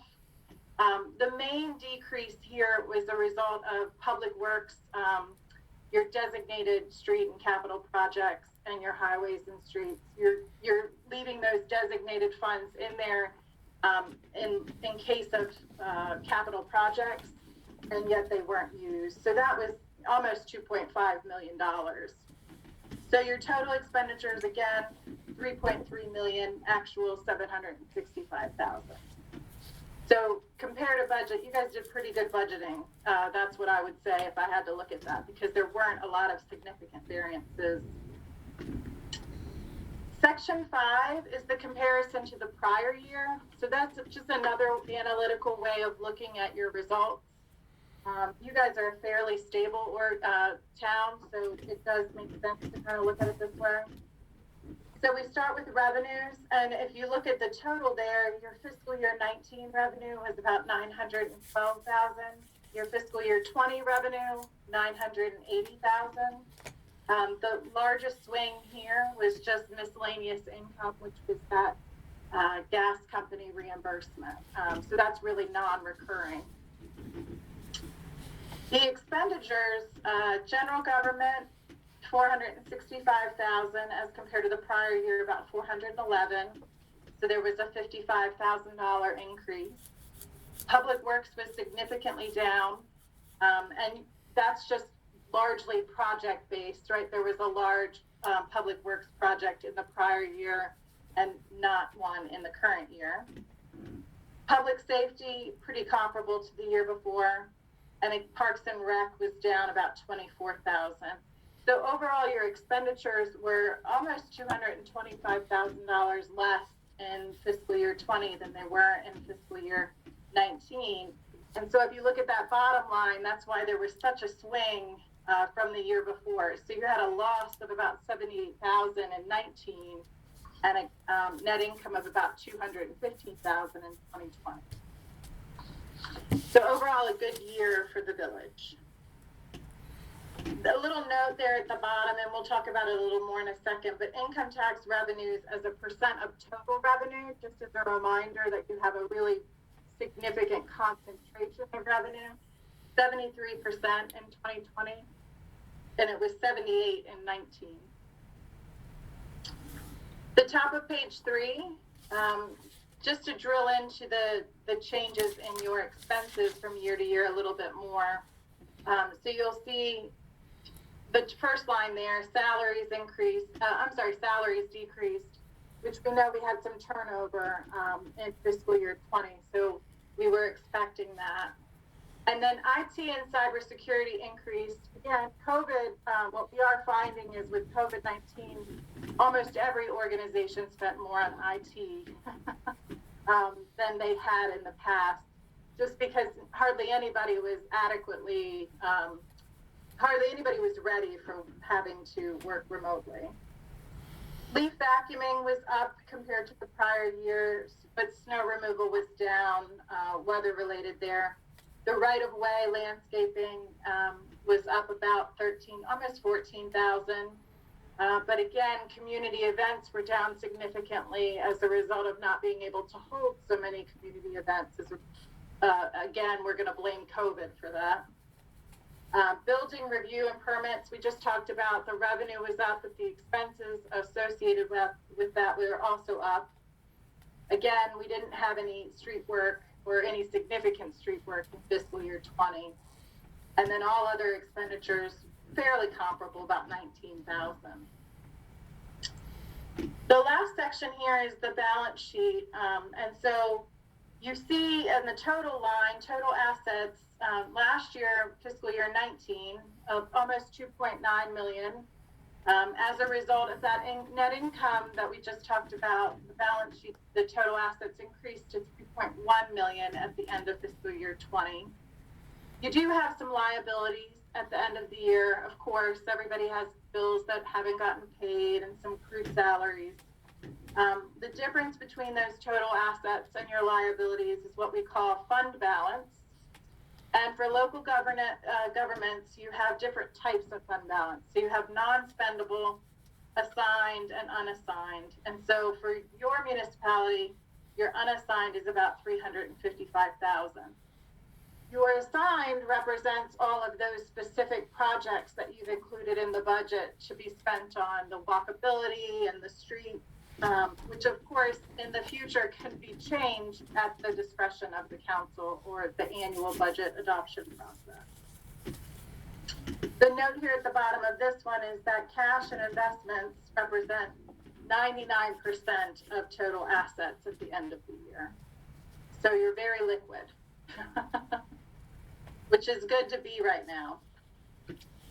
The last page, page 4, I think maybe Arthur, you had recommended this, or somebody, maybe you and Joe McCaffrey, my predecessor, had talked about a trend analysis years and years ago, and we keep it up because for you guys it's really important information. You just see at the top the income tax line that we were talking about and how it's just grown and grown over the years, but also how it fluctuates. So if you look back 17 and 18, we're pretty high, and 19 dropped back down, and then 20 is back down to 700,000. But 10 years ago, that number was 353,000. So it really is kind of important to keep your eye on that number. And when you're budgeting, which you guys always do, to stay pretty conservative. We don't have the information to know if it's one taxpayer or if it's 5 taxpayers, but one really bad year for one really wealthy taxpayer could really impact what the village receives. So at the bottom there, the percent of total that's kind of the important part. It is a little bit less, the income and property taxes in fiscal year 20 because of that large reimbursement from the gas company. But that's not something that's going to reoccur, I don't believe. So, just keep your eye on that. We put that in there for your information. That was a really fast presentation of a lot of complicated information. If anybody has any questions. That was a great presentation. Thanks very much. Oh, good. Thank you. You're very welcome. And we, like I said, Niles did great, and the new bookkeepers, I think, Niles, right? You guys are working great together. Yes. Mm-hmm. And I would like to add that much of the bookkeeping was done in-house by Niles this year, working with various accounting software, and the fact that we get this clean bill of health, everything adds up, I think says that we made the right choice. Yeah, he did a great job, and he was great to work with, and everything got filed with the state by the deadline, so the village should be in great shape. Good, and we saved a bundle doing that. Yeah. Oh, it's good when you can save money. All right, may I be excused as well? Yes, and Eva, thank you so much for your patience. That was a really great presentation, and you've relieved all our financial worries. Oh, good. I'm glad of that. Have fun the rest of the night. Right. Thanks very much. Take care. Thank Bye-bye. you, Eva. You're welcome.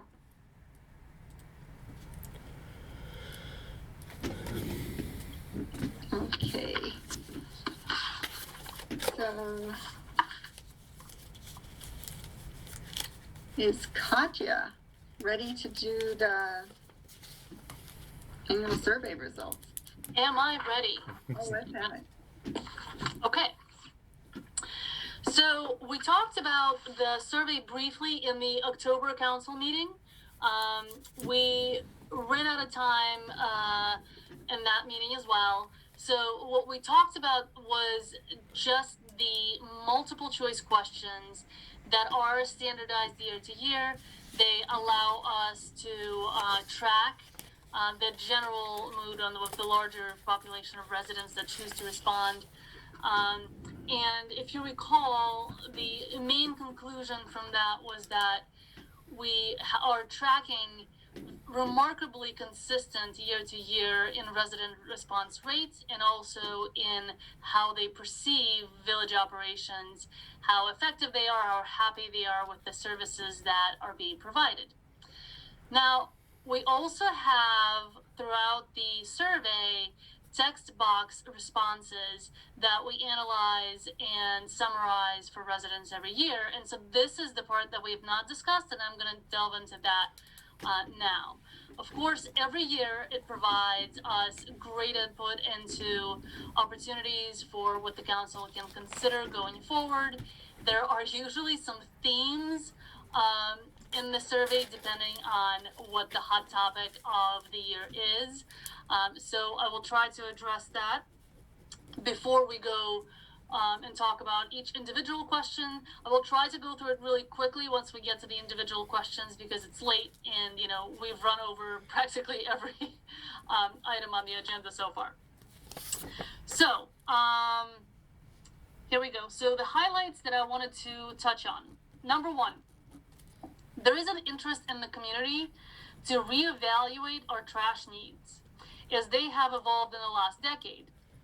So we've seen over the years that some residents have brought that up in the past, but this is the first year where I have seen a tremendous amount of residents actually comment on our trash collections and suggest alternates to the schedule.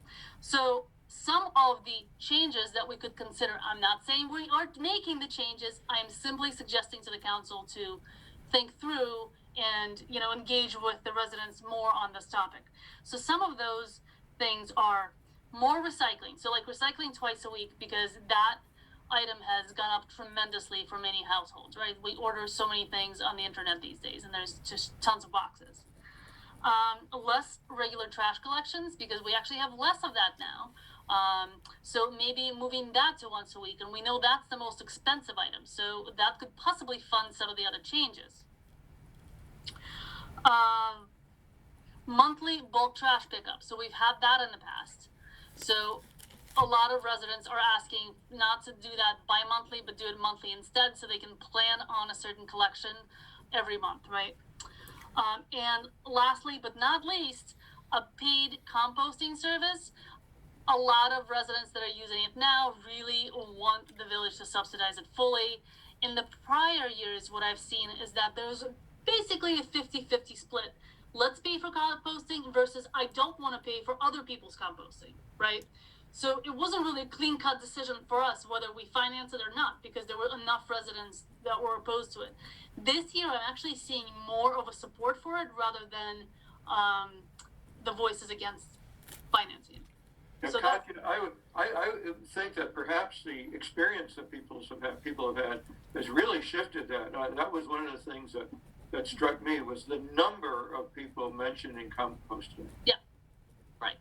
So I'm not judging why people are saying that. I'm simply saying they are. And so my recommendation is to really look into this issue and possibly survey residents in more detail prior to the issuance of the next RFP so that we can actually implement some of these changes going forward. Okay.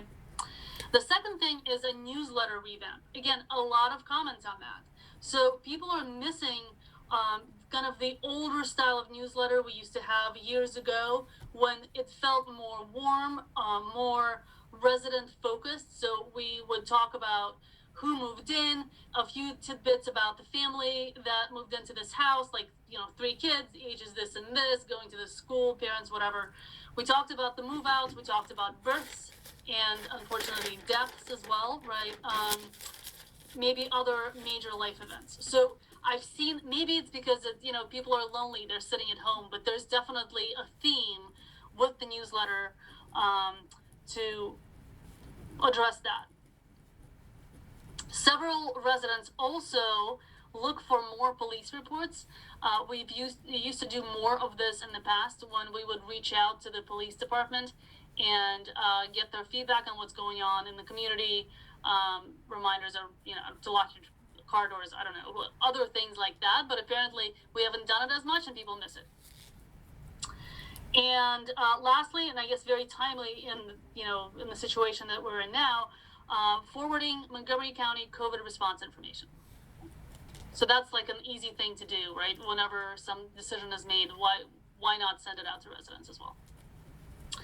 Okay, number 3, walkability. So it seems to be a concern to many residents, with the exception of one resident that we may know who it is, who expressly opposed sidewalks. All the other comments that I saw actually were either in support of sidewalks or they were in support of speed bumps or some kind of a feel for safety, right? So it could be the Brookville Market safety, walking along the street does not feel safe to residents, and that's part of the walkability task force, but it's just something that people care about and they took the time to write in there. So I think that we should continue to focus on this as a longer term running project and really try to make some changes as resulting from those recommendations. Number 4, and this is a consistent thing again, I've seen this year after year, and so this is an opportunity for us to really look into it and potentially address it in maybe a new way, right? Like, let's brainstorm. Residents are complaining that they're not seeing the police patrols in the community, right? We spend money on that. It's a decent chunk of our money that we spend, but they come at night or they come whenever, and there's no transparency into when they're in the village. And so the general feeling is that, are they really there? I don't know. I feel unsafe. I never see them. So I don't know if we can reach out to them and ask when did they patrol last week and maybe include that in the newsletter or something. We can continue to talk about that, but it's just a theme that maybe we can find a better way to address going forward. And I would be remiss if I did not bring up that there is a group of residents, it's maybe up to 8, maybe a little bit fewer, that have expressed pretty severe complaints about the council throughout their survey responses. I find it interesting that if we look at the overall trend, so over 100 of responders, like about 150, we don't actually see a spike in negativity there in the way that it's perceived. But if we read the comments, some residents are unhappy. So that's not to dismiss their opinion. It's just an interesting tidbit, right? It does not seem to be a vast majority of people, but they're certainly very vocal. So I just want to acknowledge that we hear you, we see your comments, and we will try to address them as much as we can within our ability, because our purview is limited, right? We can't fix every issue, unfortunately, as much as we may want to. So that's my quick summary of 5 things that jumped out at me. So if that's all you take away, that's kind of the highlight. So going into the specific questions. Number 2 was, if you would like to share your experience with the village, please describe below. One resident, I should first say that there were a lot of comments here that were very positive about the village manager and the village assistant manager and the service that they provide. So I think that's great news. An ask of one resident that I think is very notable is to recognize volunteers, because it's and I'm quoting, a thankless job, and sometimes it's really hard to work through all of the things that the volunteers have to work through, and so recognizing them in some way is something that is desired. And I wholeheartedly agree, because I think we have a lot of great volunteers that really dedicate their time. There were a couple of comments on too many politics recently in the discussions. I'm not entirely sure what that addresses specifically, whether that's elections or just the general, a lot of back and forth that we've seen. Did not go into detail on that. But that's just, a couple of people actually specifically said that too many politics were brought into village business as of late. One resident, and I think this is kind of a nod to the sign discussion that we've had. Very few sign comments, actually. But this one, I made me chuckle. It suggested that we rename the village into Bidenville, because there's so many people around here that supported the Biden campaign. So I don't know if it was sarcastic or serious, but I just thought it was kind of funny. Okay. So, moving on. Council meetings have been held remotely since the start of the pandemic. Not a lot of comments here. Some people said did not attend meetings. Some people said the meetings are pointless. Some, it's all over the place, but no real meat. Then, okay, so this one is always a really juicy one. Number 6, most of the village budget is spent on providing our residents with services. So basically, would you like to see any changes? Now, the theme here is always, some people don't want to see changes because they don't want to spend more money. And then there's a theme that people are saying, hey, this is my opportunity to ask for everything. So some people list lots of stuff. So the one thing that I took out the most from here was the trash collections.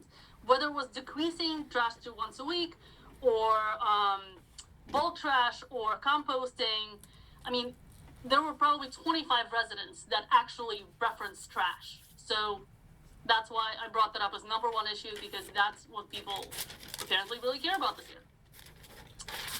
Police specifically was called out by 5 residents. Some of them were saying that they want more police. Some of them were saying that they don't see police. So that could be interrelated. And then I love this one, and every year this is brought up, and I understand why it's not part of our services package at this time, but there's a consistent group of residents that brings up shoveling the snow for the elderly, because that has always been the favorite kind of staple service we provided for a number of years to our residents. And of course, one of the years that we had tremendous snowfall and much lower income, we had to discontinue that, and that's why we're not offering it again. But that continues to come up as something that, yes, please bring it back if we have the financial ability. Okay, so those are the highlights there. Number 7. Number 7 was the village staff sends regular communications to residents about upcoming events, issues under consideration, and messages from the local municipality.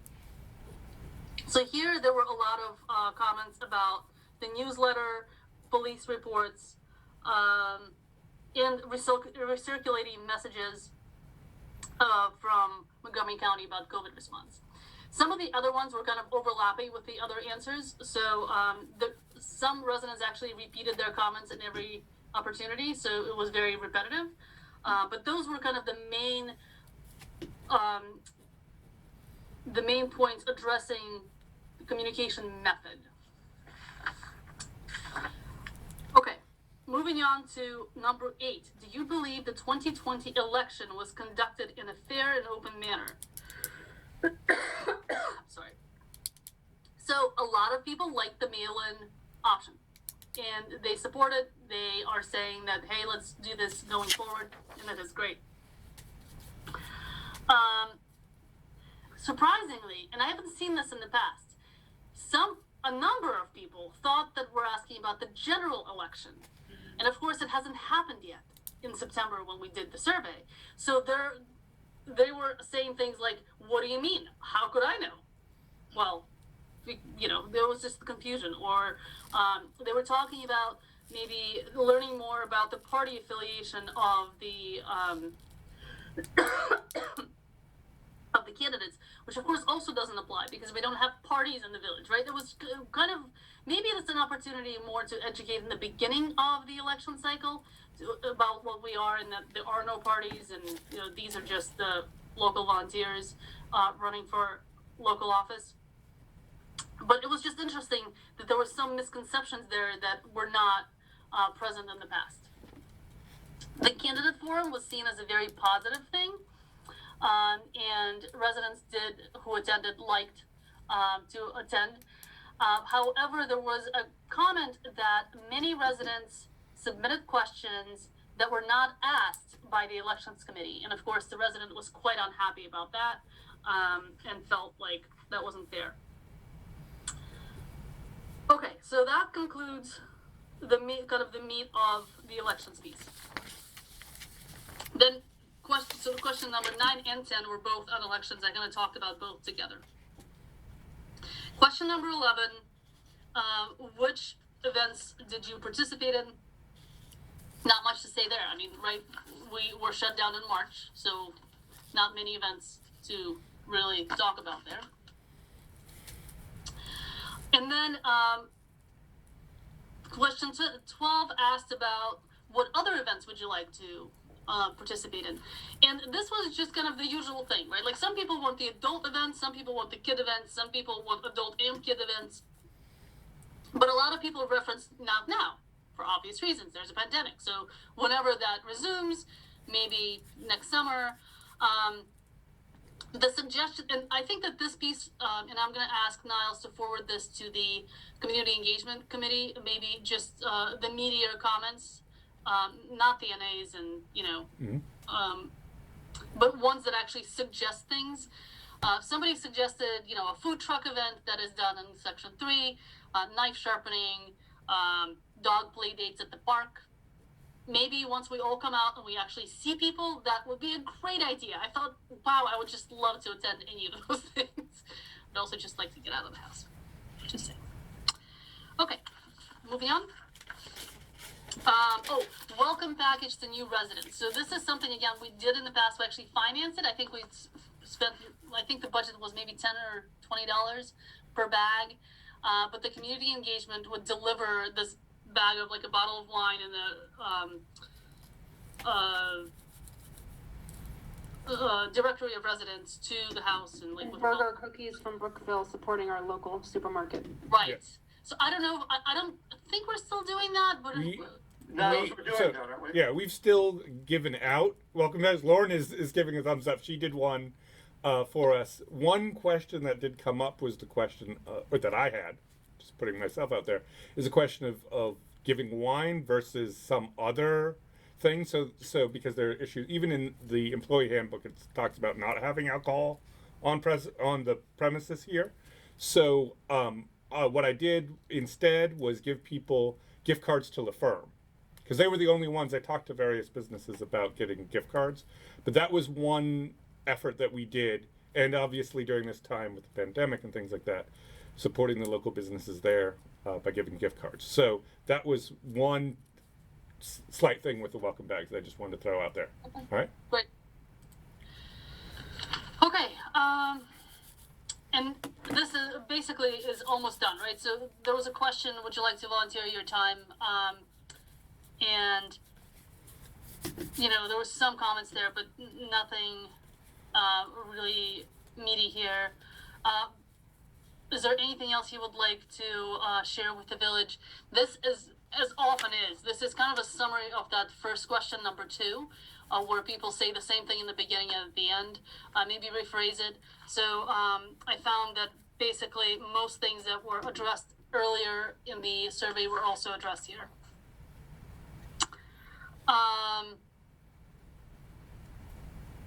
Yeah, so that's about it. I would say that these are the highlights.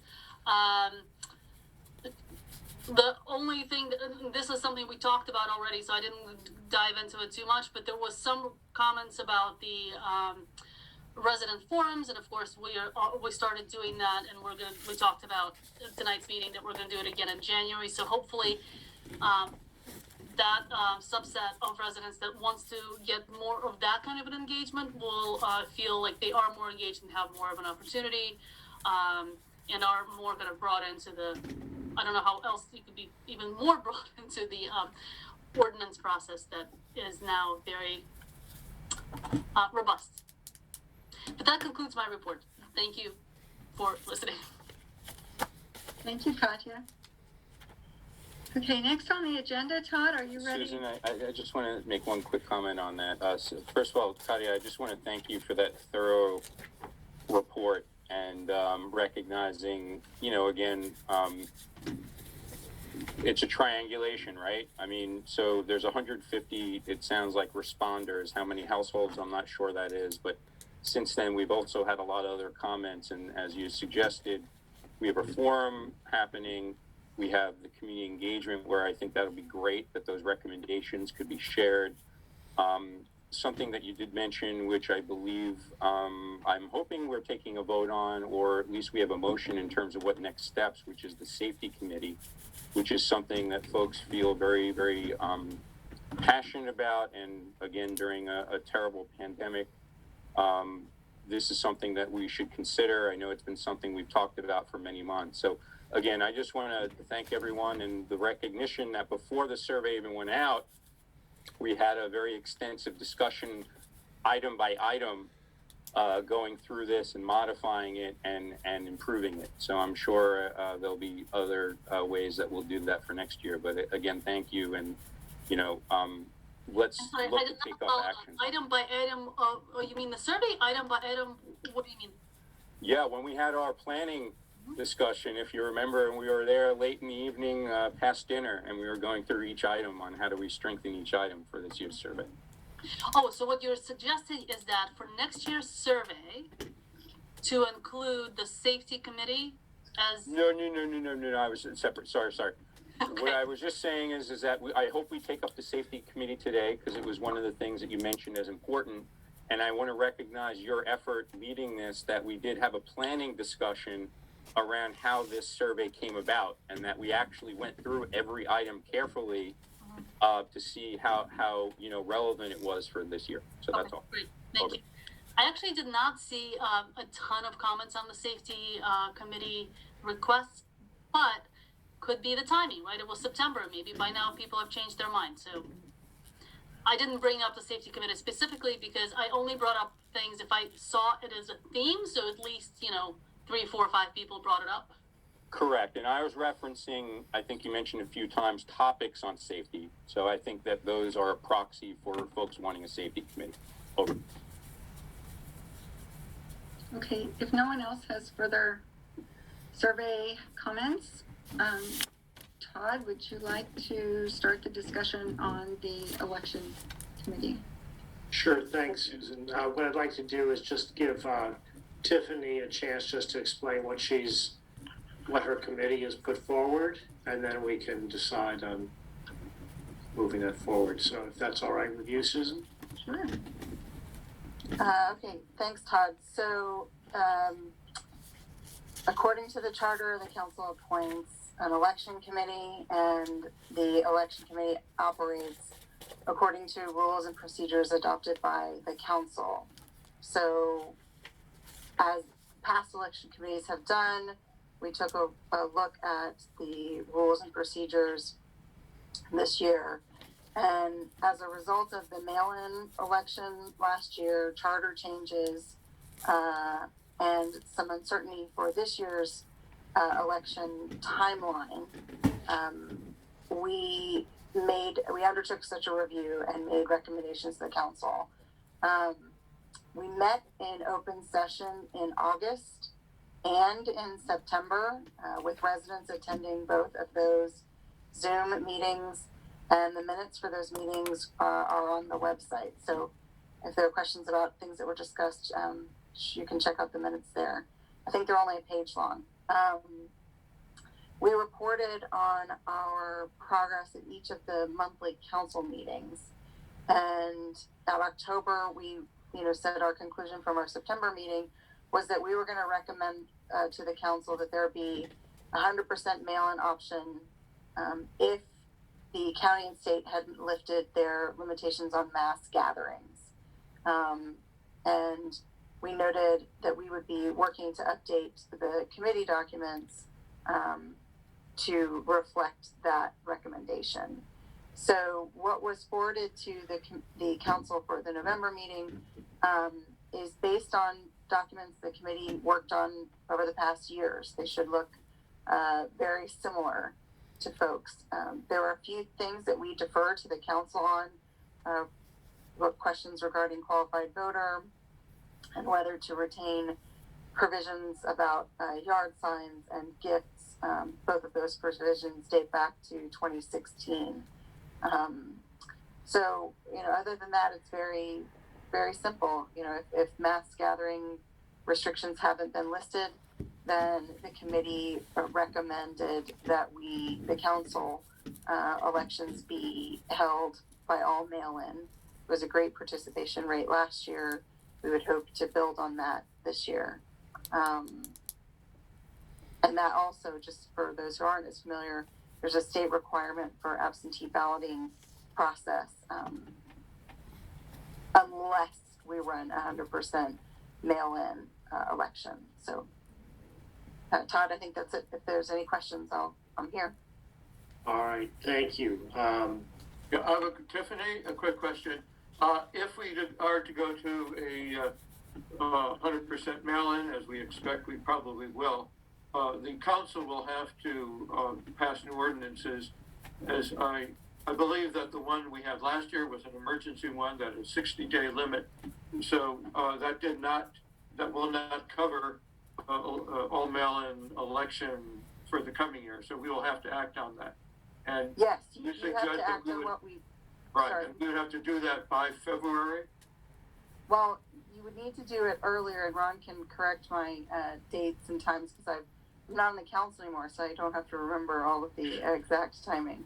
But I believe if you guys introduce tonight, you need 30 days for at least 30 days for a layover. Then you could do a public hearing at the January meeting, and then that way the new policy ordinance would be in place. I guess policy would be in place by February, and we could start our election process then.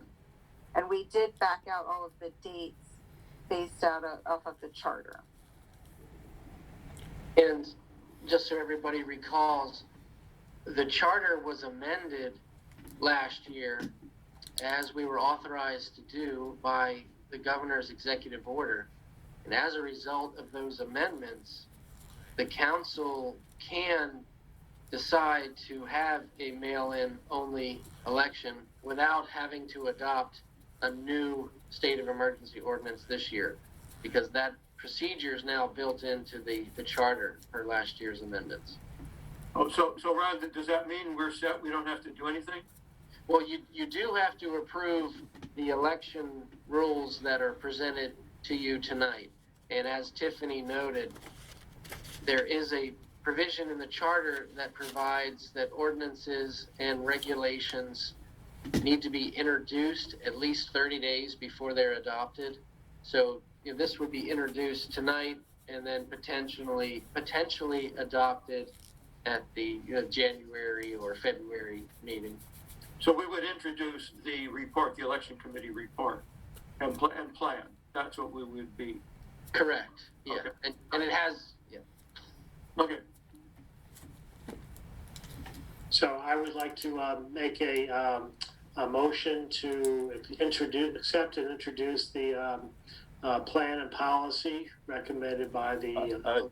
Todd, before you do that, I just want to, there's a couple things I wanted to just say. So Tiffany, first of all, I want to thank you and other members of the committee, also others who aren't serving but had served while this was being discussed, and our new resident volunteer who's joining. So I do want to just, it's late, but it is a really critical thing to discuss, which is it starts off with the 100 mail-in, and that really is important. But then it's sort of qualified by if not lifted. And we have to make some decisions very soon on whether or not we're having 100% mail-in. And I'm not entirely, quite frankly, understanding of what's being introduced right now. I think we have to make some decisions. And I'm also a little concerned about tying it to state level versus making a decision on what's best for our community. And I think that there is a significant number of folks, and it gets to safety issues as well, that would feel very uncomfortable at this point in time of any option that would lead to an in-person activity as early as May. So I think, again, I want to have a real good understanding of what it is that you're introducing. And Todd, it seems like you're a liaison to two committees. So, kudos for all the work that you're doing on this. But I guess as a public health person, I really want to have a very clear understanding of what's being introduced so that we're not going down a path that's leading us to an in-person election. That's unclear to me, because if we have to make a decision by January, why are we even qualifying an if? I mean, are we really going to say in January that we're going to have an in-person? Or are we making a decision in January saying we need to do a mail-in? So I'd appreciate maybe Tiffany, if you could perhaps address that. And with Todd, what is it exactly that we're proposing? And I think with a new person on the committee, are we having an open meeting very soon to perhaps have more public comment on what the options are? Because I'm confused, so maybe other people need to have more time to understand what exactly is being proposed here. So what the committee decided to do was to, again, give back in deference to the council. If there are still limitations, our recommendation would be 100% vote in. But we recognize that there's also a timeline here that we would want to open in order to ensure communication in as many newsletters as possible, mail options and other, that we needed to get this to you guys now.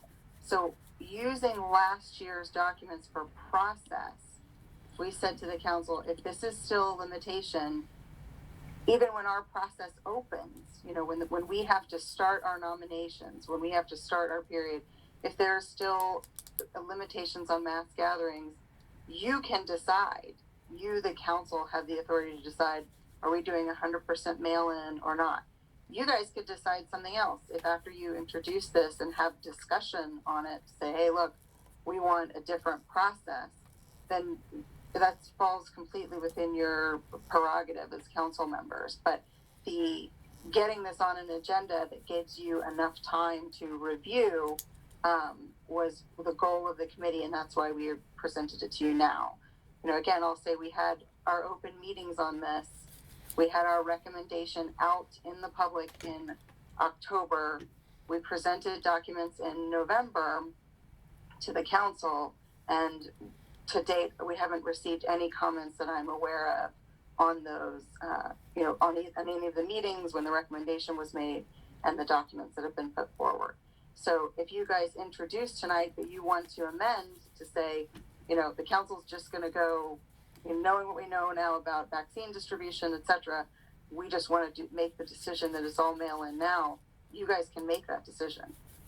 Got it. Well, Tiffany, I want to thank you, and I know Mark and others have dropped, but really from all the work of their committee, I think they've laid the stage. So, for example, when they develop different drafts, I know that they had open meetings, and so hopefully there'll be an open meeting with whatever draft there is as an attachment where there could be more public comment. But I do pose it. This is a little bit ad hoc, but I mean, again, I'm one person, but I feel very strongly about the idea of we need to make a decision on all mail-in or not.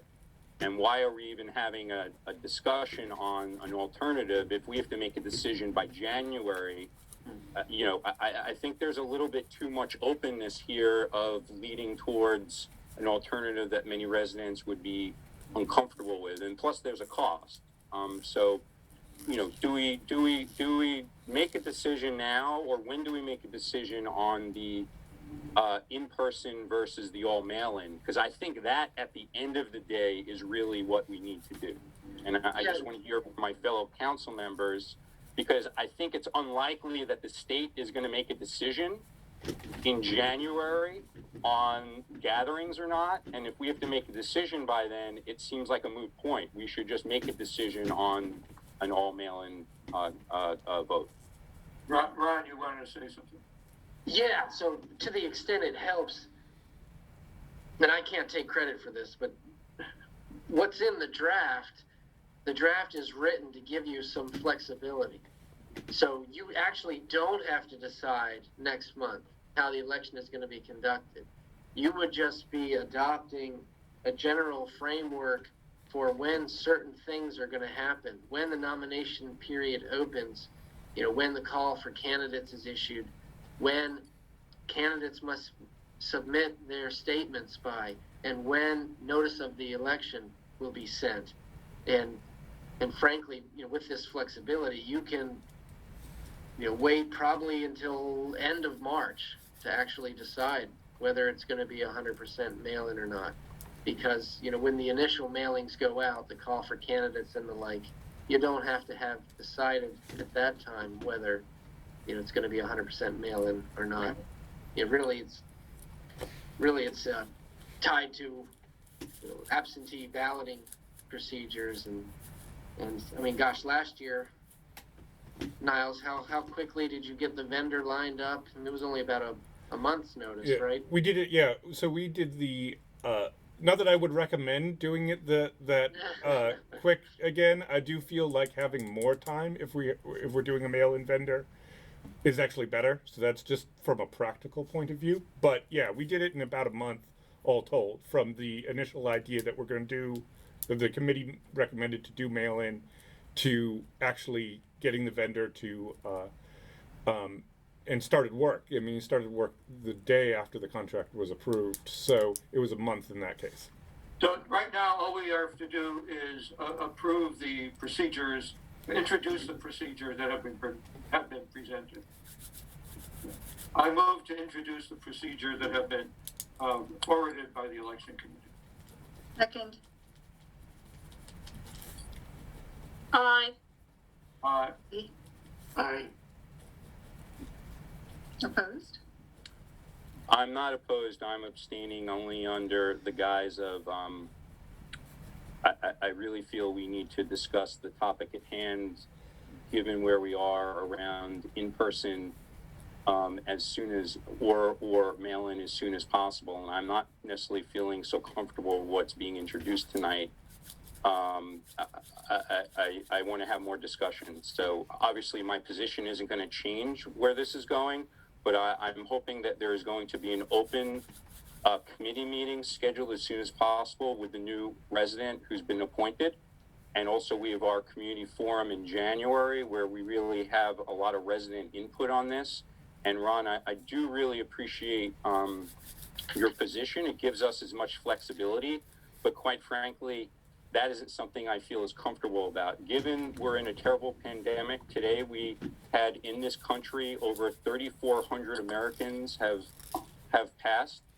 We're in a very dark period, and I think that we need to make some decisions that will be in the best interest and safety of our residents as soon as possible. And I think there's a lot of folks right now who have come to me, and perhaps it's because of my public health background, that have really expressed a lot of concern about the idea of having any option for in-person, or the idea there'd be an in-person election as soon as May. So I just want to put that on the record. Thanks.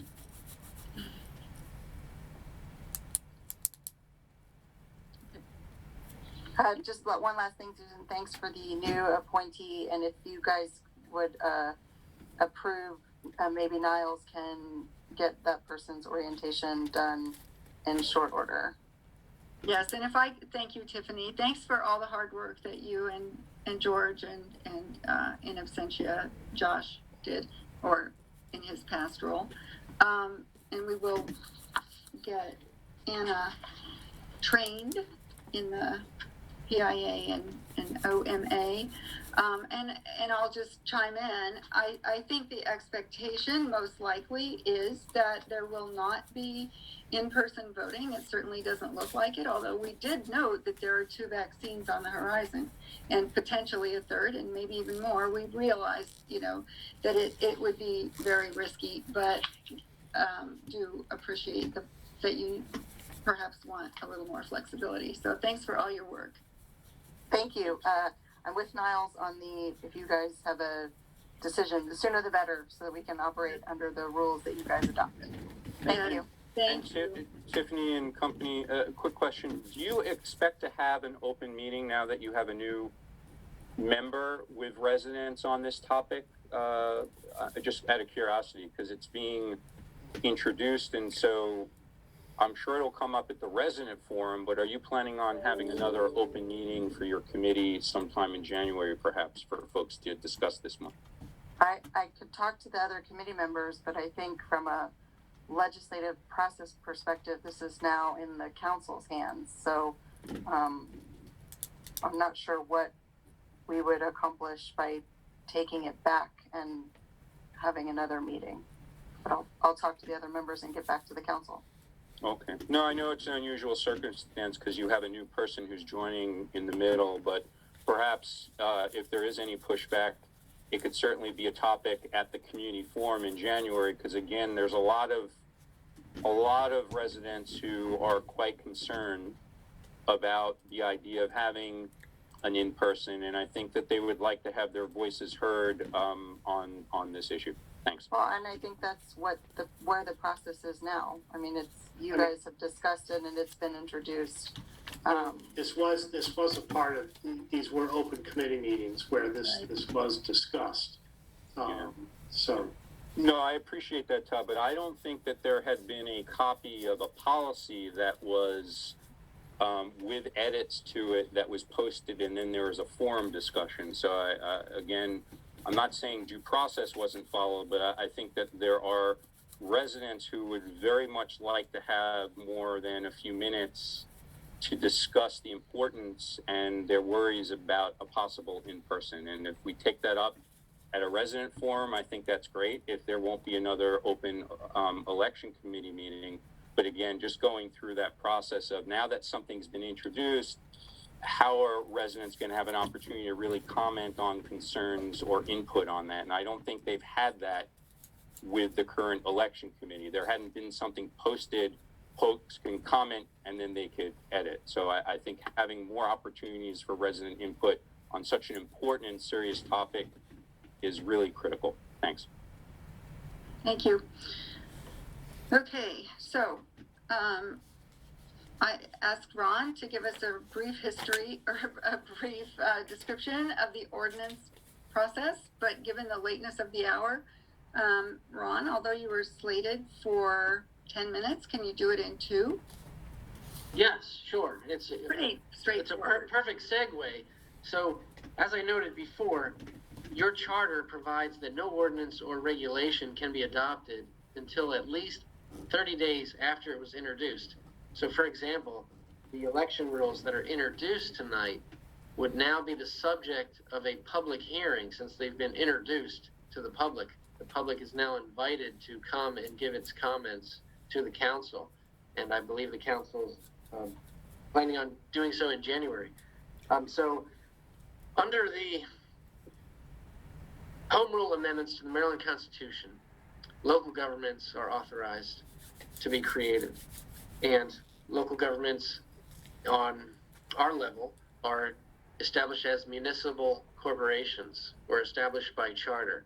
State law doesn't dictate much about how our government is framed. We have broad discretion in deciding how we're framed. And with respect to the adoption of ordinances, state law provides only that an ordinance has to be adopted at a meeting. It can't be adopted outside a meeting. And if it involves building regulations, you have to send a copy to the county council at least 30 days before adoption so that the county council can give you comments. So with only those 2 requirements from state law, municipalities in the area do the process differently. Most have a process similar to Martin's Additions, where an ordinance has to be introduced at one meeting and adopted at a subsequent meeting. Now, surprisingly, other charters say 6 days later, 8 days later. Martin's Additions says 30 days later. However, as a practical matter, because all of these communities meet monthly, it's generally 30 days in between. So the basic legislative process is an issue comes up, council discusses it, has a draft prepared, the draft is introduced to the public, and then the public is invited to come to a hearing. That's the basic process. You're certainly welcome to do more if you want to do more. And I've already told you what's mandated by state law. Happy to answer any questions. I know that was pretty fast. That was good. If we could all be so concise, meetings would stay on track. Thanks, Ron. Ron, I just want to say thank you, and coupling that with what others have said, that I don't think anyone's questioning about the process that you've just shared. I think we've heard, and we'll discuss elsewhere, that there have been suggestions on how we can improve the process and how we can perhaps engage the community early on some of the things that we're doing. So again, I think what you're saying triangulates with what we've heard, that everyone has done the best job they possibly can in the due diligence of what they felt that the VMA has followed. But I think that there was even something submitted for the public record today around the ordinance process, which I think warrants our attention in terms of how we can improve it. So thank you. Yeah, sure. And one thing I should have added too, so some communities have a referendum process where if the community doesn't like something that the council has done, they can submit a petition and then send the ordinance that's been adopted to a special election. But I think only maybe four out of 12 have that. Of course, there's also an indirect referendum process because we have annual elections. And just to respond to a comment I just saw in the chat, so as our chair stated at the outset, on the agenda, we've got public comments at the start, public comments at the end. However, when there's a public hearing, that'll be a separate agenda item, and the public gets to speak at that hearing, at that item on the agenda as well. Ron, I appreciate that, and I just put out again for the council to consider perhaps in the future is, again, I think that's a subjective interpretation. Legally, it certainly stands up, but there are certainly other councils, other municipalities where they look at a public hearing as a separate standalone discussion, not something that's on an agenda item of a standing meeting. But for example, for the election committee piece, rather than it being at the next January council meeting because of something that is so important, that public hearing actually could be a separate meeting Sure, yeah. And so I just want to put that out there that while appreciate that we're following good practice, that you can say that a public hearing is an agenda item on the next council meeting. Public hearings also are in some municipalities, especially depending upon the topic, is a whole separate meeting to allow that substantive debate. Correct, yes. Yeah, I was just speaking generally about what Martin's Additions does in that last response. Understood. And just getting to the point that I think we have some room to further perhaps improve our process. Thanks. Okay. Arthur, if you wouldn't mind being similarly, actually, would you mind letting Doug, if Doug is still on, switch places with you on the agenda? Doug? Yeah, I'm here. I'm so sorry. Just a few things. Marathon meeting. That's all right. A few things to go over. At 6609 Brookville Road, the applicant has submitted an application to remove the existing porch and add an addition. The village building permit was issued on December 7th, and the work has begun. At 7200 Chestnut, the applicants applied for a building permit to construct an addition on the west side of the existing house. That village permit was issued on October 9th, and work's begun on that project. At 7200 Delafield Street, the applicants have submitted an application to demolish the existing building and build a new house. The virtual information meeting was held on December 9th, and a dumpster and demolition permit has been issued for that work to begin. The building permit has not been issued. At 7220 Delafield, the applicant has submitted a plan to demolish the existing house and rebuild the new house. The village the village information meeting was held on December 14th, Monday. And finally, at 3517 Shepherd Street, the applicant submitted an application to add addition to the right side of the house. The village issued that permit on November 24th, but the work has not begun. And that concludes my report. Thank you so much. I'm so sorry. I think we need to take a new look at our scheduling for these because you shouldn't have had to wait that long. Okay, so Arthur. Yes, very quickly. Yeah. Okay, our finances are good. Our money came in from the state as expected. One interesting thing is that the state comptroller, put out a report at about the same time that the funds were distributed, saying that the state's revenues will actually are expected to rise by about 0.1 or 0.2% this fiscal year, and a few tenths more next year. So even though, and he makes a very strong point of this, even though there's considerable unemployment and loss of businesses, revenues are going up, partly because of the stock market and capital gains, partly because the loss of business by small businesses more than made up by the increased business of large businesses. The 61 largest businesses take in as much revenue and pay as much tax as something like 100,000 smaller ones. And so inequality, business inequality is growing, but state income is growing at the same time that there's a lot of hardship, loss of business, and loss of jobs. So go figure. That's it. Okay. Arthur, before we move on, Susan, something I wanted to bring up, and again, the auditor report sort of validated this, and something also triangulated from Kadia's report on the snow initiative, the snow shoveling initiative. I just wanted to put out as an administrative item, it seems like we may have some, I don't know what the right word is. I would never say surplus funding, but perhaps some funding that might be available because, again, events haven't, in-person events, so there could be anywhere from $10,000, $20,000. And I'd like to work with perhaps you and Niles to investigate further if there is an opportunity, perhaps as a one-off, because we know this year is a very difficult year for many with COVID. Maybe there are some funds that we could apply to help some residents, perhaps it may be residents who have either disability or whatever it might be, and target and help them, because we do expect heavier snowfall. I don't know if Keith is on, but so just to have that as an option if Right. we opt in.